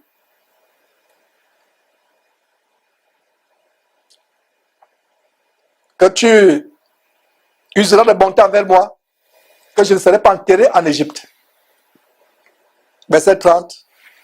Quand je serai couché avec mes pères, tu me transporteras hors de l'Égypte et tu m'enterreras dans leur sépulcre. Joseph répondit, je ferai selon ta parole. Terminons avec le verset 31. Jacob dit, jure-le-moi. Et Joseph le lui jura. Puis Israël se prosterna sur le chevet de son lit. Allez, Israël se prosterna. Il a commencé, avant d'entrer en Égypte, il se prosterne, il rend des sacrifices d'action de grâce à Dieu. Le voilà encore en train de se prosterner, mes frères et sœurs. Quand on revient, plaise à Dieu, samedi prochain, le samedi 30 mars de l'an de grâce 2019, plaise à Dieu. Ce sera pour conclure, plaise à Dieu, cette grande aventure commencée il y a bientôt 10 mois. Dans le livre de Genèse, nous allons la boucler avec 3 chapitres, plaise à Dieu. Le chapitre 48, le chapitre 49 et le chapitre dernier du livre de Genèse, le chapitre 50. C'était une grande joie, mes frères et sœurs, pour moi de partager ces choses. J'anticipe la joie de boucler cette étude. Il y a une sœur du côté du Canada. Je ne sais pas si je dois dire son nom. Effectivement, la sœur Priska, qui a envoyé un message qui dit, frère, est-ce qu'on peut avoir une réunion de réjouissance quand on va boucler Genèse? On peut avoir une réunion par Zoom. comme la réunion, quand on avait les réunions de ceux qui contribuent à soutenir la diffusion de Jésus qui était en Afrique. Donc la sœur dit, est-ce qu'on aurait une réunion de réjouissance? Je n'ai pas eu à lui répondre, mais je pense que c'est en train de suivre. Voilà ma réponse. Je ne ferai pas de réunion de réjouissance parce qu'on a fini le livre de Genèse après 10 mois.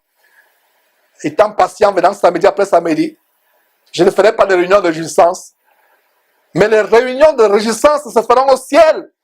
Si et seulement si on aurait mis en pratique ces enseignements, on aurait tiré des leçons sur la vie de Joseph, sur la vie d'Abraham, sur la vie de Joseph, sur la vie d'Isaac, de Jacob.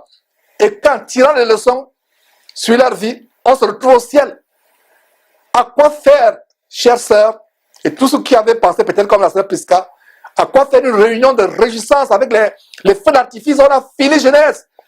Si beaucoup de chrétiens qui me suivent sont des auditeurs oublieux, quand Georges enseigne, oh c'est agréable, mais quand la semaine commence, ils oublient tout ce qu'ils ont écouté, ils continuent à pécher. Ça entre d'une oreille, ça sort de l'autre. Mon cœur sera affligé si après ces séances sur Genèse et d'autres séances qu'on va voir dans le livre de Actes, par exemple, en commençant en avril 2019, mon cœur sera la peine en voyant comment, malgré ces enseignements, les chrétiens, au lieu de devenir meilleurs, deviennent plutôt pire.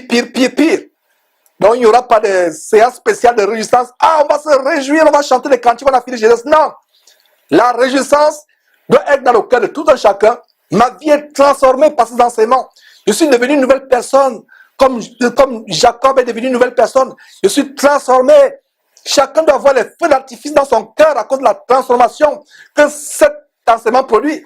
Si vous pouvez faire des témoignages plus tard, nous serons tellement dans la joie de prendre ces témoignages, de témoigner comment cette série sur Genèse et d'autres séries à venir transforme les gens, les change. Voilà. Chacun doit avoir une réjouissance dans son cœur, mais il y aura une réjouissance collective au ciel de ce que ces enseignements nous auront aidés à aller au ciel. Donc, c'était une réponse à la sœur Prisca du côté du Canada. Et bien de choses à toi et à son époux et à toute leur famille. Que Dieu vous bénisse et tous ceux qui écoutent ces enseignements et qui les gardent à cœur, les mettant en application, n'étant pas des auditeurs ou auditrices oubliés ou oublieuses.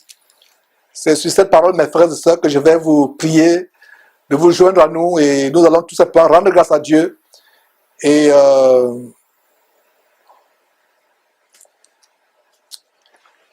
rendre grâce à Dieu et se séparer. Seigneur Dieu, merci infiniment pour cet enseignement d'aujourd'hui, pour toutes les grâces et pour toutes les transformations que tu opères dans nos vies au travers de ces enseignements. Au nom de Jésus-Christ. Amen. Mes chers frères et sœurs, plaise à Dieu samedi prochain, si je suis toujours en vie, ou si le Seigneur Jésus-Christ tarde à venir, nous nous voyons, plaise à Dieu, le samedi 30 mars 2019, l'an de grâce 2019, pour conclure, boucler le livre de Genèse, le livre de tous les commencements. Vous connaîtrez la vérité et la vérité vous affranchira.